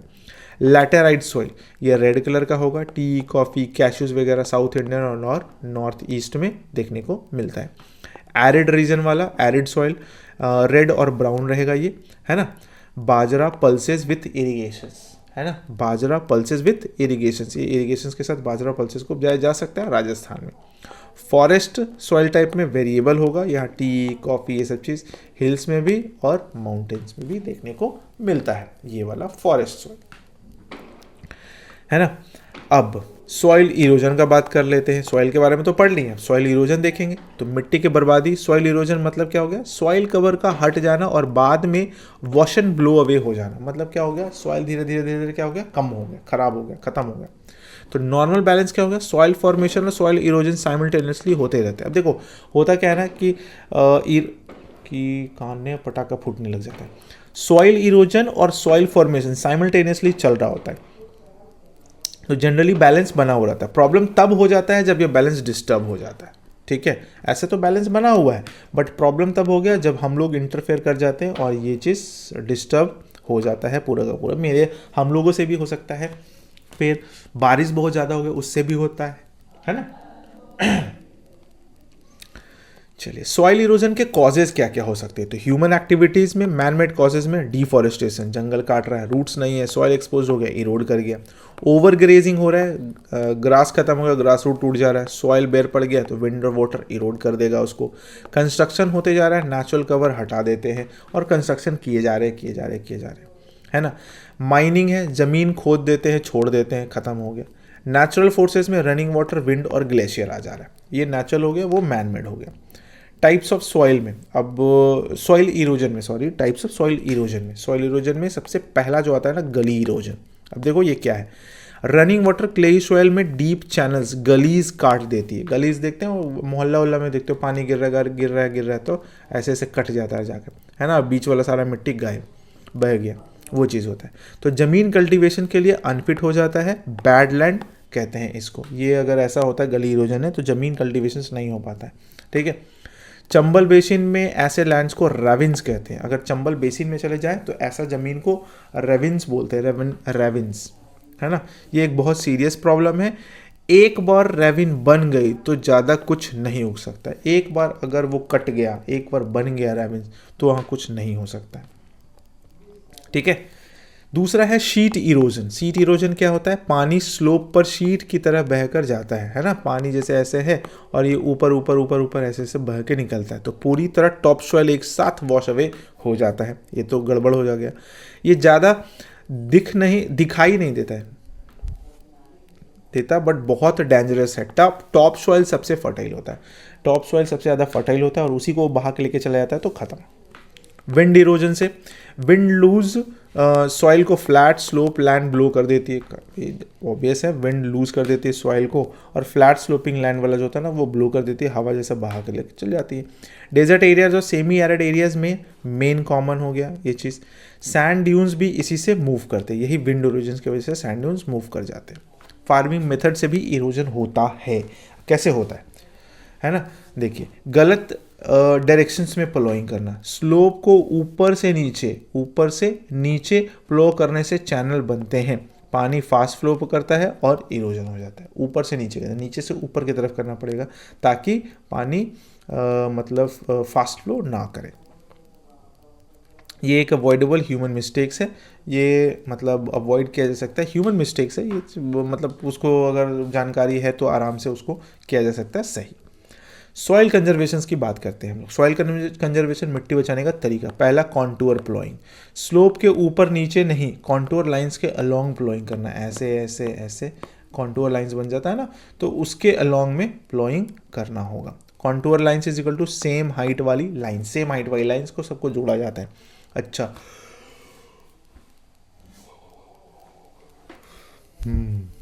गला सूख रहा है मेरा, खैर कोई बात नहीं। हाँ, तो सेम हाइट वाली लाइंस को कॉन्टूर लाइंस बोलते हैं। ये पानी के फ्लो को स्लो कर देता है, इरोजन कम होता है, ये बहुत अच्छा चीज़ है। टेरेस कल्टीवेशन, टेरेस करने का मतलब स्लोप पर स्टेप्स और टेरेसेस काटो। जैसे होता है हम लोग देखते हैं जो स्टेप बाय स्टेप के सीढ़ी नुमा बना के फ्लैट प्लेटफॉर्म बन जाता है, पानी रुक जाता है, स्लोली ऑब्जर्व होते रहता है, तो ये पूरा का पूरा बहता नहीं है, आसानी से बन जाता है। फ्लैट लैंड बन जाता है ना, तो वहाँ पर रुकता है पानी। ठीक है। वेस्टर्न और सेंट्रल हिमालयज में वेल डेवलप्ड टेरेस फार्मिंग अच्छा है, वो सब एरिया में देखने को मिल जाता है। उत्तराखंड, हिमाचल प्रदेश में कॉमन है ये, तो वहाँ आराम से देख सकते हैं हम लोग टेरेस कल्टीवेशन। स्ट्रिप क्रॉपिंग क्या हो गया? बड़े खेत को स्ट्रिप्स में डिवाइड कर दो। बड़ा खेत है, इसको पट्टी में बांट दो। ठीक है। क्रॉप्स के बीच में ग्रास के स्ट्रिप्स लगा दो। क्रॉप्स अगर लगा रहे हैं यहाँ और यहाँ क्रॉप्स लगा रहे हैं, तो इसके बीच में क्या कर दो? ग्रास का एक पट्टी लगा दो, ग्रास लगा दो, उगने दो। ग्रास विंड के फोर्स को ब्रेक कर देती है, विंड इरोजन सिग्निफिकेंटली कम हो जाता है। ग्रास क्या करता है ना, विंड के फोर्स को रोकता है और इरोजन को कम कर देता है। शेल्टर बेल्ट, जैसा कि हम बात भी किए हैं। ट्रीज के रोज लगाओ, ये विंड ब्रेक्स की तरह काम करती है, विंड की स्पीड रोकती है, सॉइल इरोजन कम हो गया। वेस्टर्न इंडिया में सैंड ड्यून्स स्टेबलाइज करने में बहुत हेल्पफुल रही है। ये वेस्टर्न इंडिया में अगर चले जाते हैं तो वहाँ सैंड ड्यून्स को स्टेबल करने के लिए ये शेल्टर बेल्ट्स बनाना बहुत ही कामगार साबित हुआ था। नेक्स्ट है thorny bushes and sand dunes. Desert में सैंड ड्यून्स पर कांटे वाली झाड़ियाँ लगा दो ताकि सैंड ड्यून्स मूव ना करे, और रूट्स सैंड पकड़ लेती है तो ड्यून्स मूव नहीं करते। एग्रीकल्चर लैंड सेफ है। Thorny bushes for sand dunes. Quick revision कर लेते हैं की टर्म्स में हम लोग क्या पढ़े? ह्यूमस है ना, decayed organic matter in soil, fertility बढ़ाती है भाई। लीचिंग, हैवी रेन से न्यूट्रिएंट सॉइल से वॉश आउट होना। कंकड़, कैल्शियम कार्बोनेट के हार्ड नोड्यूल्स और लेयर्स। रेगुर है ना, ब्लैक सॉइल का दूसरा नाम। ब्लैक सॉइल का दूसरा नाम क्या होता है? रेगुर सॉइल होता है। गली इरोजन, डीप चैनल बन जाना बड़े लैंड और रेवन से वगैरह। शीट इरोजन, टॉप सॉइल का शीट की तरह वॉश अवे हो जाना। कॉन्टूर प्लॉइंग, कॉन्टूर लाइंस के लॉन्ग जोतना, इरोजन रोकता है ना, सेम हाइट वाला लाइन।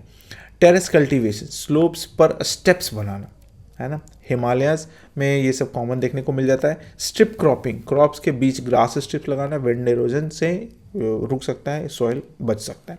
शेल्टर बेल्ट, ट्रीज की रोज विंड ब्रेक की तरह काम करती है ना, ट्रीज की रोज को लगा देना ताकि वो जब हवा चले तो ये ऐसे ब्रेकर का काम करे ये चीज़। एग्जाम के इसके इंपॉर्टेंट पॉइंट्स क्या? Alluvial soil, most wide spread, most important northern plains, बहुत ही इंपॉर्टेंट है alluvial. Black soil, best for cotton. Moisture holding capacity, deep cracks in summer, जो कि सूटेबल है। लैटेराइट लैटिन वर्ड लैटर से बना जिसका मतलब ब्रिक होता है। लीचिंग का रिजल्ट टी और कॉफ़ी। एरिड सॉइल सैंडी सैलिन ये सब चीज़ हो गया। तो कंकर लेयर नीचे चला जाता है वेस्टर्न राजस्थान वगैरह। Bangar versus khadar old alluvial versus new alluvial हो गया। गली इरोजन बैडलैंड चंबल राइविंस में मिल जाएगा। Sheet erosion top soil washed away हो जाएगा। मोस्ट डेंजरस साइलेंटली धीरे धीरे मतलब मीठा जहर है। कॉन्टूर प्लोइंग इरोजन्स रोकने का बेस्ट फार्मिंग मेथड अभी के टाइम पर है। सेम हाइट वाला कॉन्टूर लाइंस पर, कॉन्टूर लाइंस उसी को बोलते हैं सेम हाइट का एरिया। सॉइल बनाने में मिलियंस ऑफ ईयर्स लगते हैं और सॉइल प्रोफाइल को 4 लेयर्स याद करना है। सॉइल प्रोफाइल्स का जो 4 लेयर है उसको ध्यान में रखना है और मिट्टी बनने में मिलियंस ऑफ ईयर्स यूज हो जाते हैं। ठीक है, तो ये था हमारा चैप्टर नंबर 1 फुल कंप्लीट हो चुका है आपका एक ही वीडियो में, है ना। रिसोर्स एंड डेवलपमेंट पूरा का पूरा, तो ये थ्योरी कंप्लीट हो गया। इसके बाद जो वीडियो आएगा ना इसी से रिलेटेड होगा, बट उसमें हम लोग क्वेश्चंस को प्रैक्टिस करेंगे, देखेंगे आंसर कैसे लिखा जाता है। ठीक है, आंसर कैसे मेरे पास सब कुछ किया हुआ है, बस आपको समझाना है मेरे को। ठीक है, तो चलिए, आई होप कि आपको ये वीडियो बहुत अच्छा लगा होगा, समझाने का तरीका अच्छा लगा होगा, ये लैंग्वेजेस पसंद आया होगा, है ना। अगर अच्छा लगा तो वीडियो को लाइक जरूर कर दीजिएगा और सब्सक्राइब नहीं किए हैं तो चैनल को ज़रूर सब्सक्राइब कर दीजिएगा, है ना। क्योंकि आपका सब्सक्राइब बटन जो दब जाता है और हमको पता चलता है दिन खुशी मिलता है, सच बताइए तो बहुत खुशी मिलता है। ठीक है, तो आपके एक बटन प्रेस करने से अगर हमें खुशी मिल रहा है और हम आपको कंटेंट्स का भरमार दे रहे हैं तो फिर आप कर ही सकते हो। ठीक है ना, चलिए फिर मिलते हैं नेक्स्ट वीडियो में क्वेश्चंस के साथ, क्वेश्चन प्रैक्टिस के साथ। तब तक के लिए thank you so much, take care, bye bye, जय हिंद।